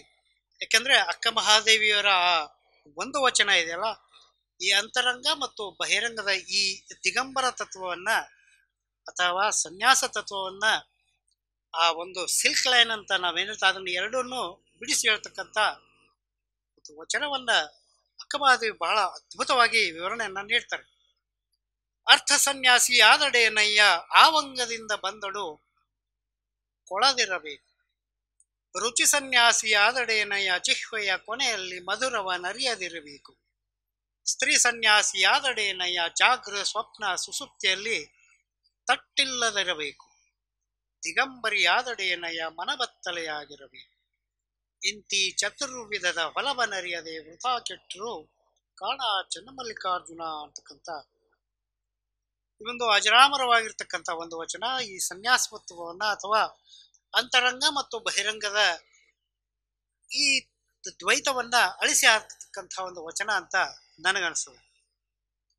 ಅವಳಿಗೆ ಯಾಕೆ ಹೊರಗಡೆಯಿಂದ ಬಟ್ಟೆಯನ್ನ ತೆಗೆದು ಹಾಕಕ್ಕಾಯ್ತು ಅಂದ್ರೆ ಅಕ್ಕ ಮಹಾದೇವಿಯ ನಿಲುವಿದು, ಅಕ್ಕ ಮಹಾದೇವಿಯ ವೈಚಾರಿಕತೆ ಇದು, ಅಕ್ಕ ಮಹಾದೇವಿಯರ ತತ್ವ ಸಿದ್ಧಾಂತ ಇದು. ಆದರೆ ಇದು ಅಕ್ಕ ಮಹಾದೇವಿಯರ ಅಂತರಂಗದ ಅದ್ಭುತ ಪಯಣದ ಪರಿಕಲ್ಪನೆ. ನನಗಿದು ಬೇಡ ಅಂತ ಹೇಳಿ ತೀರ್ಮಾನ ಮಾಡಿದ್ರೆ ಅರ್ಥ ಸನ್ಯಾಸಿ ಆದಡೇನಯ್ಯ ಆವಂಗದಿಂದ ಬಂದಳು ಕೊಳದಿರಬೇಕು ಅಂತಕ್ಕಂಥ ಒಂದು ಮನಸ್ಥಿತಿ ಅಕ್ಕ ಮಹಾದೇವಿದು. ಹಾಗೇನೆ ನಮ್ಮೆಲ್ಲರಿಗೂ ಕೂಡ ಅರ್ಥವಾಗ್ತ ಇದು ಸಂಗತಿ. ರುಚಿ ಸನ್ಯಾಸಿ ಆದಡೇನಯ್ಯ ಜಿಹ್ವೆಯ ಕೊನೆಯಲ್ಲಿ ಮಧುರವನರಿಯಬೇಕು. ಸಾಧ್ಯನಾ ಇದು ಅಂತ ನಾವೀಗ ಹೋಗ್ತಾ ಹೋಗ್ತಾ ಯಾವ್ದಾದ್ರು ಸ್ವೀಟ್ ಸ್ಟಾಲಲ್ಲಿ ನೋಡಿದ್ರೇನೆ ಬಾಯಲ್ಲಿ ನೀರು ಅಕ್ಕ ಹೇಳ್ತಕ್ಕಂಥ ಒಂದು ಇಂದ್ರಿಯ ನಿಗ್ರಹ ಅನ್ನತಕ್ಕಂಥ ಒಂದು ಏನು ಅರ್ಥ ಇದೆ ಅಂದ್ರೆ, ರುಚಿ ಸನ್ಯಾಸಿಯಾದಡೇನಯ್ಯ ಜಿಹ್ವೆಯ ಕೊನೆಯಲ್ಲಿ ಮಧುರವ ನರಿಯದಿರಬೇಕು. ನಿಜವಾದ ಸನ್ಯಾಸತ್ವ ಅಥವಾ ನಿಜವಾದ ಇಂದ್ರಿಯ ನಿಗ್ರಹ ಅಂದ್ರೆ ಇದು. ಸ್ತ್ರೀ ಸನ್ಯಾಸಿಯಾದಡೇನ ಜಾಗೃತ ಸ್ವಪ್ನ ಸುಸುಪ್ತಿಯಲ್ಲಿ ತಟ್ಟಿಲ್ಲದಿರಬೇಕು. ಇಂಥ ಅದ್ಭುತವಾದ ಸಾಲುಗಳು. ನನಗೆ ಸ್ತ್ರೀ ಬೇಕು ಅಥವಾ ಪುರುಷ ಬೇಕು, ವಯಸ್ಸ ವರ್ಷ ಎರಡು ದಿಸೆಯಲ್ಲಿಯೂ ಕೂಡ ಬೇಡ ಅಂತಕ್ಕಂಥ ಒಂದು ತತ್ವ ಸಿದ್ಧಾಂತ ಏನಿದೆಯಲ್ಲ, ಅದು ಜಾಗೃತ ಸ್ಥಿತಿಯಲ್ಲಿ ನಮಗೆಲ್ಲ ಇರುತ್ತೆ, ಬೇಡಪ್ಪ ಅಂತೀವಿ. ಆದರೆ ಸ್ವಪ್ನದಲ್ಲಿ ಅಥವಾ ಸುಷುಪ್ತಿಯಲ್ಲಿ, ಸುಷುಪ್ತಿ ಅನ್ನತಕ್ಕಂಥ ಇದು ಇದೆಯಲ್ಲ, ಸೈಕಾಲಜಿನಲ್ಲಿ ಇದಕ್ಕೆಲ್ಲ ಬಹಳ ದೊಡ್ಡ ದೊಡ್ಡ ಅರ್ಥ ಇದೆ. ಅಂಥ ಸುಷುಪ್ತಿಯಲ್ಲಿಯೂ ಕೂಡ ಸ್ತ್ರೀ ಬೇಡ ಅಥವಾ ಪುರುಷ ಬೇಡ ಅಂತ ಅನ್ನುವಂತಹ ಒಂದು ಚಿಂತನೆ ಇದೆಯಲ್ಲ, ಅಕ್ಕ ಮಹಾದೇವಿ ಆ ಪಯಣದಲ್ಲಿ ಆ ದಾರಿಯಲ್ಲಿ ನಡೆದಂಥ ಅಕ್ಕ ಮಹಾದೇವಿ ಇನ್ನ ದಿಗಂಬರಿಯಾದಡೇನ ಮನಬತ್ತಲೆಯಾಗಿ. ನಮ್ಮ ಮನಸ್ಸು ಯಾವಾಗ ಬತ್ತಲೆ ಆಗ್ಬೇಕು ಅಂದ್ರೆ ಗುರುವಿನ ಮುಂದೆ. ನನ್ನ ಹತ್ರ ಏನೂ ಇಲ್ಲ ಅಂತಕ್ಕಂಥ ಒಂದು ಭಾವದಿಂದ ಯಾವಾಗ ಗುರುವಿನ ಮುಂದೆ ನಿಲ್ತೀವಿ, ಏನೂ ಇಲ್ಲದೆ ನಿಲ್ತೀವಿ, ಮನಬತ್ತಲೆ ಆದಾಗ ಆಗತಕ್ಕಂಥ ಒಂದು ಅನುಭೂತಿ ಇದೆಲ್ಲ, ಗುರು ನಮ್ಮ ಎಲ್ಲ ಜ್ಞಾನವನ್ನ ಧಾರೆ ಎರಿತಾನಲ್ಲ, ಅಂಥ ಒಂದು ದಾರಿಯ ಪಯಣದ ಕವಲು ದಾರಿಯಲ್ಲಿ ನಿಂತಹ ಅಕ್ಕ ಮಹಾದೇವಿ. ಇಲ್ಲ, ಇದು ಬಹಳ ಕಷ್ಟದ ಕೆಲಸ. ಇದು ಅದು ನನ್ನದು ಅಂತ ಇದ್ದಾಗ ಮುಚ್ಚಿಟ್ಟುಕೊಳ್ಳುವಂತಹ ಒಂದು ಪ್ರಯತ್ನವನ್ನ ಮಾಡ್ತೀವಿ. ಆ ಮುಚ್ಚಿಟ್ಟುಕೊಳ್ಳುವಂತ ಯಾವ ಪ್ರಯತ್ನವನ್ನ ಅಕ್ಕ ಮಹಾದೇವಿ ಮಾಡಲಿಲ್ಲ. ಇದು ಅಕ್ಕ ಮಹಾದೇವಿಯ ಅಂತರಂಗದ ಪಯಣ. ಮುಂದುವರೆದು ಹೇಳ್ತಾಳೆ, ಎನ್ನ ನಾಲಿಗೆಗೆ ಬಪ್ಪ ರುಚಿ ನಿಮಗರ್ಪಿತ, ಎನ್ನ ನಾಸಿಕಕ್ಕೆ ಬಪ್ಪ ರುಚಿ ಬಪ್ಪ ಪರಿಮಳ ನಿಮಗರ್ಪಿತ, ಎನ್ನ ಕರ್ಣಕ್ಕೆ ಬಪ್ಪ ಶಬ್ದ ನಿಮಗರ್ಪಿತ, ಎನ್ನ ನೇತ್ರಕ್ಕೆ ಬಪ್ಪ ರೂಪು ನಿಮಗರ್ಪಿತ, ಎನ್ನ ಕಾಯಕ್ಕೆ ಬಪ್ಪ ಸುಖ ನಿಮಗರ್ಪಿತ, ಚನ್ನಮಲ್ಲಿಕಾರ್ಜುನಯ್ಯ ನಿಮಗರ್ಪಿಸಿದ ಮುನ್ನ ಮುಟ್ಟಲೆಮ್ಮನಯ್ಯ. ಅಂದ್ರೆ ನನಗೆ ಏನೇನು ಆಗ್ತದೆ, ಈ ಕಾಯದ ಸಂತೋಷವನ್ನೆಲ್ಲ ಅರ್ಪಿಸಿಬಿಟ್ರೆ ನನ್ನದೇನು ಅಂತಕ್ಕಂಥ ವಿಷಯವೇ ಇರೋದಿಲ್ಲ, ಮತ್ತೆ ಆ ಕಾಯ ನನ್ನದಾಗೋದಿಲ್ಲ, ಅದು ಚನ್ನಮಲ್ಲಿಕಾರ್ಜುನ ಆಗ್ತದೆ ಅಂತ ಮಹಾದೇವಿ ಅದ್ಭುತವಾಗಿ ವಿವರಣೆ ನೀಡ್ತಾಳ್ರಿ. ಅಂದ್ರೆ ನನ್ನ ದೇಹಕ್ಕೆ ಸಂಬಂಧಿಸಿದ ಯಾವ್ಯಾವ್ದು ನಡೀತದ ಅದು ಎಲ್ಲವೂ ಕೂಡ ನನ್ನದಲ್ಲ, ನಿಮಗರ್ಪಿತ ಅಂತ ಅರ್ಪಿಸ್ಬಿಟ್ರೆ ಅಂತರಂಗ ಮತ್ತು ಬಹಿರಂಗದ ಈ ಪಯಣದಲ್ಲಿ ನಾವು ಎಷ್ಟು ಶುದ್ಧ ಆಗ್ತೀವಿ ಅನ್ನೋದನ್ನ ಅಕ್ಕಮಹಾದೇವಿ ತನ್ನ ವಚನದಲ್ಲಿ ನಿರೂಪಣೆ ಮಾಡ್ತಾಳೆ. ಇನ್ನೂ ಒಂದು ವಚನ ಅಲ್ಲಿ ಹೇಳ್ತಾಳೆ, ಎನ್ನ ಮನ ಪ್ರಾಣ ಭಾವ ನಿಮ್ಮಲ್ಲಿ ನಿಂದ ಬಳಿಕ ಕಾಯದ ಸುಖವ ನಾನೇನೆಂದರಿ, ಆರು ಸೋಂಕಿದರೇನ ಅರಿಯನು, ಚನ್ನ ಮಲ್ಲಿಕಾರ್ಜುನನ ಮನದೊಳಗೆ ಒಚ್ಚತವಾದ ಬಳಿಕ ಹೊರಗೆ ಏನಾಯಿತೇನೆಂದು ಅರಿ. ಅಂತ ಅದ್ಭುತವಾದಂಥ ಮಾತು ಇದು ಅಕ್ಕಮಹಾದೇವಿ ಹೇಳೋದು. ಅರಿಯೋದಕ್ಕೆ ಆಗೋದೇ ಇಲ್ಲ, ನನ್ನ ದೇಹ ಇಲ್ಲ ಅಂದಮೇಲೆ ಆರು ಸೋಂಕಿದರೇನು ಅರಿಯೇನು ಅಂತಕ್ಕಂಥ ಮಾತನ್ನ ಹೇಳ್ತಾರೆ. ಅಂದ್ರೆ ಸ್ಪರ್ಶ ಜ್ಞಾನವೇ ಇಲ್ಲ ಅಂದಮೇಲೆ ನನಗೇನು ಆಗೋದೇ ಇಲ್ಲ. ಅಕ್ಕ ಮಹಾದೇವಿಯರ ನಿಲುವು ಅಥವಾ ಜ್ಞಾನ ಅಂತ ನಮಗೆ ತಿಳಿದು ಬರ್ತದೆ.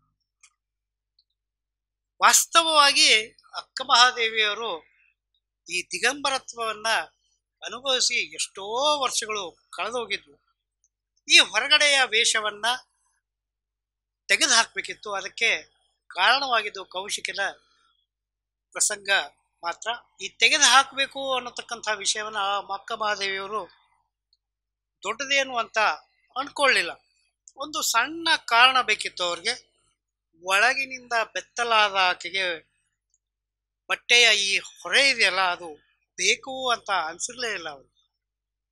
ಒಂದಿಷ್ಟು ತಂದೆ ತಾಯಿಯವರಿಗೆ ಒಂದಿಷ್ಟು ಸಮಾಜಕ್ಕೆ ನೋವಾಗದಿರಲಿ ಅಂತ ಅನ್ನೋದನ್ನ ಬಿಟ್ಟರೆ ಈ ಬಟ್ಟೆ ಹಾಕ್ಕೊಂಡಿದ್ದು ಅಥವಾ ಬಟ್ಟೆಯನ್ನ ತೆಗೆದಿದ್ದು ಅವ್ರಿಗೆ ಯಾವ ವಿಷಯವೂ ಕೂಡ ದೊಡ್ಡದಾಗಿರಲಿಲ್ಲ ಅನ್ನತಕ್ಕಂಥ ವಿಷಯ ನಾವಿಲ್ಲಿ ಈ ವಚನಗಳಿಂದ ನಾವು ಅರ್ಥ ಮಾಡ್ಕೋಬಹುದು. ಹಾಗಾದ್ರೆ ಇದನ್ನ ಹೇಗೆ ಸಮೀಕರಣಗೊಳಿಸೋದು, ಹೇಗೆ ಸಮಾವಿಷ್ಟಗೊಳ್ಳೋದು? Can you imagine? ಏನೇ ಕನಿಷ್ಠ ಪಕ್ಷ ಬಟ್ಟೆ ಇಲ್ಲದೆ ಇರ್ತಕ್ಕಂತಹ ಒಂದು ಈ ವಿಚಾರವನ್ನ ಯೋಚನೆ ಮಾಡೋಕ್ಕಾಗತ್ತಾ ನಮ್ಮ ಕೈಲಿ ಅನ್ನತಕ್ಕಂಥ ವಿಷಯನೇ ಅತ್ಯಂತ ವಿಶಿಷ್ಟ ಸಂಗತಿ ಇದು. ಅಂದ್ರೆ ನಮ್ಮ ಒಳಗಡೆ ದೇಹ ಭಾವ ಇದೆ. ನನಗೆ ವಿಜಯಕುಮಾರ್ ಕಮ್ಮಾರ್ ಅಂತಕ್ಕಂಥ ಒಂದು ಹೆಸರು, ಅದಕ್ಕೇನೆ ಒಂದು ಬಟ್ಟೆ, ಈ ಶೃಂಗಾರ, ಅಂದ ಚಂದ, ನಾನು ವಾಚ್ ಹಾಕೊಂಡಿದ್ದೀನಿ, ಒಂದು ಪೆನ್ ಇಟ್ಕೊಂಡಿದ್ದೀನಿ, ಪ್ಯಾಂಟ್ ಹಾಕೊಂಡಿದ್ದೀನಿ. ಯಾಕಂದ್ರೆ ನನಗೆ ನನ್ನದೇ ಆದಂಥ ಒಂದು ಹೆಸರಿದೆ. ಆದರೆ ಅಕ್ಕ ಮಹಾದೇವಿ ಈ ಹೆಸರನ್ನ ಬಿಸಾಟ್ ಅಂತೇಳು. ಅವಳಿಗೆ ಬಟ್ಟೆ ಇದ್ರಷ್ಟು ಬಿಟ್ರೆಷ್ಟು ಅಂತ. ಆದರೂ ಕೂಡ ಅಕ್ಕ ಮಹಾದೇವಿಯರ ಅಂತರಂಗದಲ್ಲಿ ಇದ್ದದ್ದು ಚನ್ನಮಲ್ಲಿಕಾರ್ಜುನ ಅಂತಕ್ಕಂಥ ತತ್ವ. ಹಾಗಾಗಿ ಈ ದೇಹ ಭಾವ ಅನ್ನತಕ್ಕಂಥ ಒಂದು ತತ್ವ ಇದೆಯಲ್ಲ, ಅದು ದಂಡೆಗೆ ಸರಿಯುತ್ತೆ, ಒಂಥರ ದೂರ ಸರಿಯುತ್ತೆ. ಹಾಗಾದ್ರೆ ಈ ಮಹಾಘನ ಅಂತಕ್ಕಂಥ ಒಂದು ಚೈತನ್ಯ ನಮ್ಮ ಅಂತರಂಗದಲ್ಲಿ ಇರ್ತದಲ್ಲ, ಅದು ಹೊರಗಡೆ ಇರ್ತಕ್ಕಂಥದ್ದಲ್ಲ, ನಮ್ಮ ಅಂತರಂಗದಲ್ಲಿಯೇ ಇರುವಂತಹದ್ದು. ಅಂದ್ರೆ ಭಕ್ತನಾಗುವ ಆ ದಾರಿಯಲ್ಲಿ ಸಿಗ್ತಕ್ಕಂಥ ಮೊದಲನೆಯ ಮೆಟ್ಟಿಲೆ ಈ ಘನಲಿಂಗವಾಗ್ತಕ್ಕಂಥ ಒಂದು ಸ್ಥಿತಿ.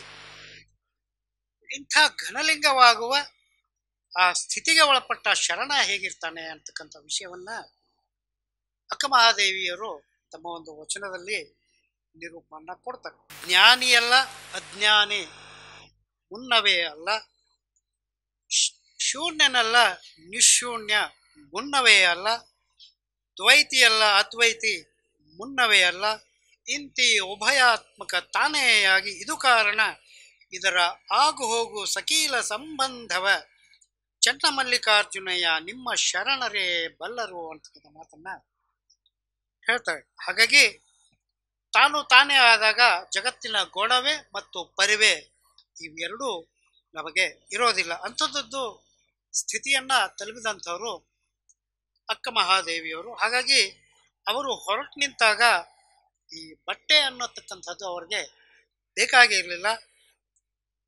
ಇಲ್ಲ, ಅಕ್ಕ ಮಹಾದೇವಿಯರು ಆ ಉಡುತೆಯಿಂದ ಹೊರಟು ನಿಂತಾಗ ಅವರ ತಂದೆ ತಾಯಿಗಳು ಕೇಳಿದಾಗ ಅವರು ಹೇಳ್ತಾರೆ, ಹೇಗಮ್ಮ, ಹೇಗೆ ನೀನು ಮುಂದುವರಿತೀನಿ, ಹೀಗೋದ್ರೆ ಕಷ್ಟ ಆಗ್ತದೆ ಅಂತಕ್ಕಂಥ ಮಾತನ್ನ ಹೇಳಿದಾಗ ಅಕ್ಕ ಮಹಾದೇವರು ಹೇಳ್ತಾರೆ, ಆಳುತನದ ಮಾತನೇರಿಸಿ ನುಡಿದಡೆ ಆಗಲೇ ಕಟ್ಟಿದಿನು ಗಂಡುಗಚ್ಚೆಯ, ತಿಗುರ ನೇರಿಸಿ ತಿಲಕವನ್ನಿಟ್ಟು ಕೈದುವ ಕೊಂಡು ಕಳನೇರಿದ ಬಳಿಕ ಕಟ್ಟಿದ ನಿರಿ ಸಡಲಿಸಿದಡೆ ಇನ್ನು ನಿಮ್ಮಾಣೆ ಕಾಣ ಚನ್ನಮಲ್ಲಿಕಾರ್ಜುನ.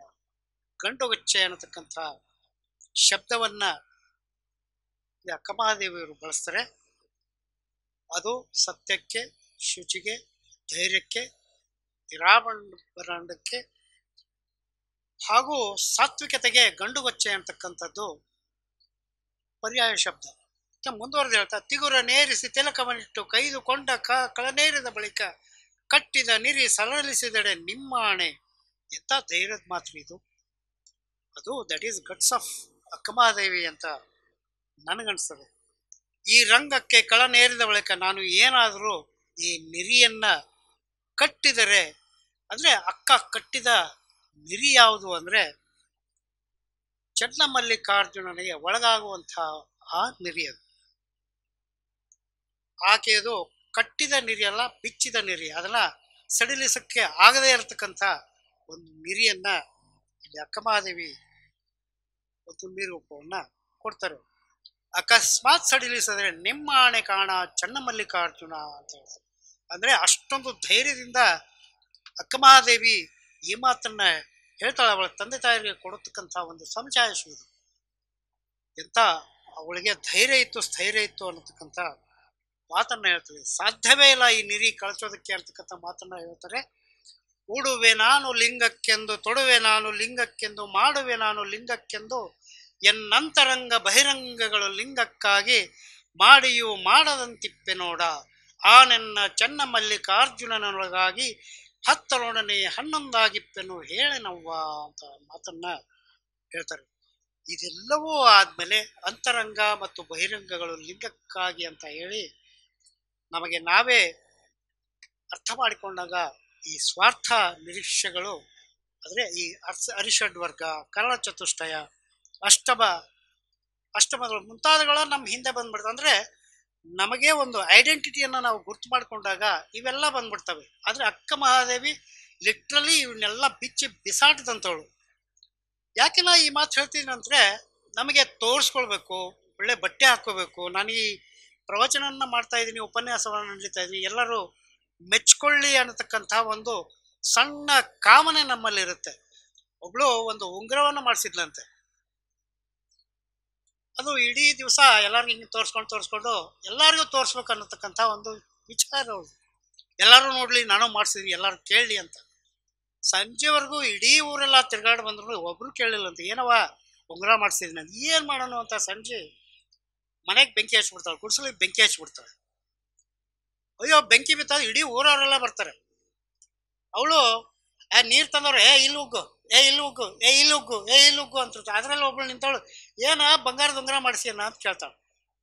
ಅಯ್ಯೋ ನಮ್ಮವ್ವ ಮುಂಜಾನೆ ಕೇಳಿದ್ರೆ ಮನೆಗೆ ಬೆಂಕಿ ಹಚ್ತಿದ್ದಿಲ್ಲವ ಅಂತ ಹೇಳಕ್ಕೆ. ಹಂಗ ನಮಗೆ ಎಲ್ಲರೂ ನೋಡ್ಲಿ, ಕೇಳಲಿ ಅಂತಕ್ಕಂಥ ಒಂದು ಕಾಮನೆ, ಒಂದು ಇಚ್ಛೆ, ಒಂದು ಸೂಕ್ಷ್ಮತೆ ನಮ್ಮಲ್ಲಿರುತ್ತೆ. ಆ ಎಲ್ಲ ಸೂಕ್ಷ್ಮತೆಗಳನ್ನ ಅಕ್ಕಮಹಾದೇವಿ ಈ ಸಾಟದಂತಳು. ಅಂದ್ರೆ ಅಂತರಂಗದ ಪಯಣ, ಬಹಿರಂಗದ ಪಯಣ, ಇವೆರಡರಲ್ಲೂ ಅಂತರವೇ ಇರಲಿಲ್ಲ ಅಕ್ಕಮಹಾದೇವಿ ಅಂತಕ್ಕಂಥ ಮಾತನ್ನ ಕೊಡುವೆ ನಾನು ಲಿಂಗಕ್ಕೆನ್ನು, ತೊಡುವೆ ನಾನು ಲಿಂಗಕ್ಕೆಂದು ಅಂತ ಮಾತಲ್ಲಿ ಅಕ್ಕಮಹಾದೇವಿ ಇಲ್ಲಿ ನಿರೂಪವನ್ನ ಮಾಡ್ತಾಳೆ. ಮಾಡಿಯೂ ಮಾಡದಂತಿಪ್ಪೆ ನೋಡ ಅಂತಕ್ಕಂಥ ಮಾತನ್ನ ಕೂಡ ಅಕ್ಕಮಹಾದೇವಿ, ಅಂದ್ರೆ ಲಿಂಗಕ್ಕೆ ಏನು ಬೇಕೋ ಅಷ್ಟನ್ನ ಮಾಡ್ತೀವಿ. ನಾವೆಲ್ಲ ನೋಡ್ತೀವಿ, ಈ ಬಹಿರಂಗದ ಲಿಂಗ ಪೂಜೆ ಒಂದಿಷ್ಟು ಹೂವು ತರ್ತಾರೆ, ಅದಕ್ಕೆಲ್ಲ ತುಂಬಿ ಲಿಂಗನೇ ಕಾಣಿಸೋದಿಲ್ಲ. ಲಿಂಗಕ್ಕೆ ಏನು ಬೇಕೋ ಅದನ್ನ ಮಾಡ್ದೇನೆ ನಾವು ಈ ಲಿಂಗವನ್ನು ಹಿಡ್ಕೊಂಡಿರ್ತೀವಿ. ಇಡೀ ತುಂಬಾ ಪುಷ್ಪ ಹಾರಗಳನ್ನ ಅಂತಂದ್ರೆ ಬಹಿರಂಗದ ಆಡಂಬರ ನಮಗೆಲ್ಲ ಬೇಕಾಗಿರ್ತಕ್ಕಂಥ ಒಂದು ಚಿಂತನೆ. ಅದರಿಂದ ಅಕ್ಕಮಹಾದೇವಿ ಮಾಡಿಯೂ ಮಾಡದಂತಿಪ್ಪೆ ನೋಡ, ಅಂದ್ರೆ ಲಿಂಗಕ್ಕೆ ಎಷ್ಟು ಬೇಕೋ ಅಷ್ಟನ್ನ ಮಾಡದಂಥವಳು ಅಕ್ಕಮಹಾದೇವಿ. ಇನ್ನ ಅಕ್ಕಮಹಾದೇವಿ ಹೇಳ್ತಾಳೆ, ಕಾಯದ ನುಂಪನೊಂಬ ಕಂಡು ಬಯಸಿದನು, ಅವಂಗೆ ಮಾಂಸದ ಬೆಲೆಯ ಮಾಡಿಕೊಡುವೆನು, ಎನ್ನ ಪ್ರಾಣದುಡಿಯಂಗೆ ಎನ್ನ ಹೃದಯವ ಸೂರೆಗೊಡುವೆನು, ಚನ್ನಮಲ್ಲಿಕಾರ್ಜುನ ದೇವಯ್ಯನು ಮುನಿದು ಭವಿಗೆ ಮಾರಿದಡೆ ಹೊಲಬಿಡಿದಿರ ಮನವಿ ಅಂತಕ್ಕಂಥ ಮಾತನ್ನ ಅಕ್ಕಮಹಾದೇವಿ ಹೇಳ್ತಾರೆ. ಅಂದ್ರೆ ಕಾಯದ ನುಂಪನೊಬ್ಬ ಬಂದು ನನ್ನ ಕಾಡಿದ್ರೆ ಅವನಿಗೆ ಮಾಂಸದ ಬೆಲೆಯನ್ನ ತಿಳಿಸ್ಕೊಡ್ತೀನಿ ಅಂತಕ್ಕಂಥ ಮಾತನ್ನ ಹೇಳ್ತಾರೆ. ಅಕ್ಕಮಹಾದೇವಿ ಅರಮನೆಯಿಂದ ಆ ಸರ್ಕಲ್ಗೆ ಬಂದಾಗ, ಆ ವೃತ್ತದಲ್ಲಿ ಬಂದು ನಿಂತಾಗ ತಂದೆ ತಾಯಿಗಳಿಗೆ ಗಾಬರಿ ಆಗ್ಬಿಡ್ತದೆ. ಯಾಕವ್ವ ಮಹಾದೇವಿ ಅವಳಿಗೆ ಸೀರೆಯನ್ನ ತೊಡ್ಸಕ್ ಹೋಗ್ತಾರೆ, ಬಾ ಬಂದ್ಬಿಡು ಅಂತ ಅವಳನ್ನ ಒತ್ತಾಯ ಮಾಡಿದಾಗ ಅಕ್ಕ ಮಹಾದೇವಿಯ ಹೇಳುವಂತ ಮಾತು ಎಷ್ಟು ಅದ್ಭುತ ಇದೆ ಅಂದ್ರೆ, ಎಲೆ ತಾಯಿ ನೀನಂತಿರು, ಎಲೆ ತಂದೆ ನೀನಂತಿರು, ಎಲೆ ಬಂಧುವೆ ನೀನಂತಿರು, ಎಲೆ ಕುಲವೇ ನೀನಂತಿರು, ಚೆನ್ನ ಮಲ್ಲಿಕಾರ್ಜುನನ ಕೂಡುವ ಭರದಿಂದ ಹೋಗುತ್ತಿದ್ದೇನೆ ನಿಮಗೆ ಶರಣಾರ್ಥಿ. ಅದನ್ನ ನಾನಿನ್ನು ಹೊರಳಿ ಬರೋದೇ ಇಲ್ಲ, ನಿಮಗೆ ಶರಣಾರ್ಥಿ ಅಂತ ಹೇಳಿ ಅನ್ನುವ ಮಟ್ಟದಲ್ಲಿ ಅಕ್ಕ ಮಹಾದೇವಿ ಮಾತನಾಡಿ ಅಲ್ಲಿಂದ ಹೊರಡ್ತಾಳೆ. ಅಂದ್ರೆ ಎಂಥ ಅದ್ಭುತವಾದ ಒಂದು ಮನಸ್ಥಿತಿಯನ್ನ ನೀವು ಗಮನಿಸ್ಬೋದು ಅಕ್ಕ ಮಹಾದೇವಿಯವರು. ಆ ಒಂದು ಕಟ್ಟಿ ಧೈರ್ಯ ಅಕ್ಕ ಮಹಾದೇವಿದು. ಅಂಥ ಒಂದು ಸಣ್ಣ ವಯಸ್ಸಿನಲ್ಲಿ ಅಂಥ ಒಂದು ಆಧ್ಯಾತ್ಮಿಕ ಎತ್ತರದಲ್ಲಿ ಅಂಥ ಧೈರ್ಯ ಸ್ಥಿತಿಯನ್ನ ನನಗನ್ನಿಸಿದ ಮಟ್ಟದಿಗೆ ಅಕ್ಕ ಮಹಾದೇವಿ ಒಬ್ಬರನ್ನೇ ಆಧ್ಯಾತ್ಮಿಕ ಶಿಖರವನ್ನು ಏರಿದ್ರು ಅಂತ. ಅಂದ್ರೆ ಬೇರೆದವರು ಆ ಮಟ್ಟಿನ ಒಂದು ಗೌರಿ ಶಂಕರಕ್ಕೆ ಏರಿದಂಥವ್ರು ಅಕ್ಕ ಮಹಾದೇವಿ ಏರಿದ್ರು ಅಂತಕ್ಕಂಥ ಮಾತನ್ನ ನಾವಿಲ್ಲಿ ಕಳಿಸ್ಬೋದು. ಇದಿಷ್ಟು ಅಕ್ಕ ಮಹಾದೇವಿಯವರ ಅರಮನೆಯ ವಾಸ, ಅಲ್ಲಿನ ಕಿರಿಕಿರಿಗಳು, ಅಲ್ಲಿನ ವೃತ್ತಾಂತಗಳು. ಈ ವೃತ್ತಾಂತ ಅಥವಾ ಮುಂದಿನ ಪಯಣ ಅತ್ಯಂತ ಬೆರಗುಗೊಳಿಸತಕ್ಕಂಥ ಒಂದು ಚಕಿತಗೊಳಿಸೋದು. ಅಂದ್ರೆ ಇಂಗ್ಲೀಷ್ನಲ್ಲಿ ನಾವು ಹೇಳ್ತೀವಲ್ಲ ಫ್ಲಾಬರ್ಗಾಸ್ಟೆಡ್ ಅಂತ ಏನು ಹೇಳ್ತೀವಲ್ಲ, ಅಂಥ ಒಂದು ಚಕಿತಗೊಳಿಸತಕ್ಕಂಥ ಒಂದು ಪಯಣ.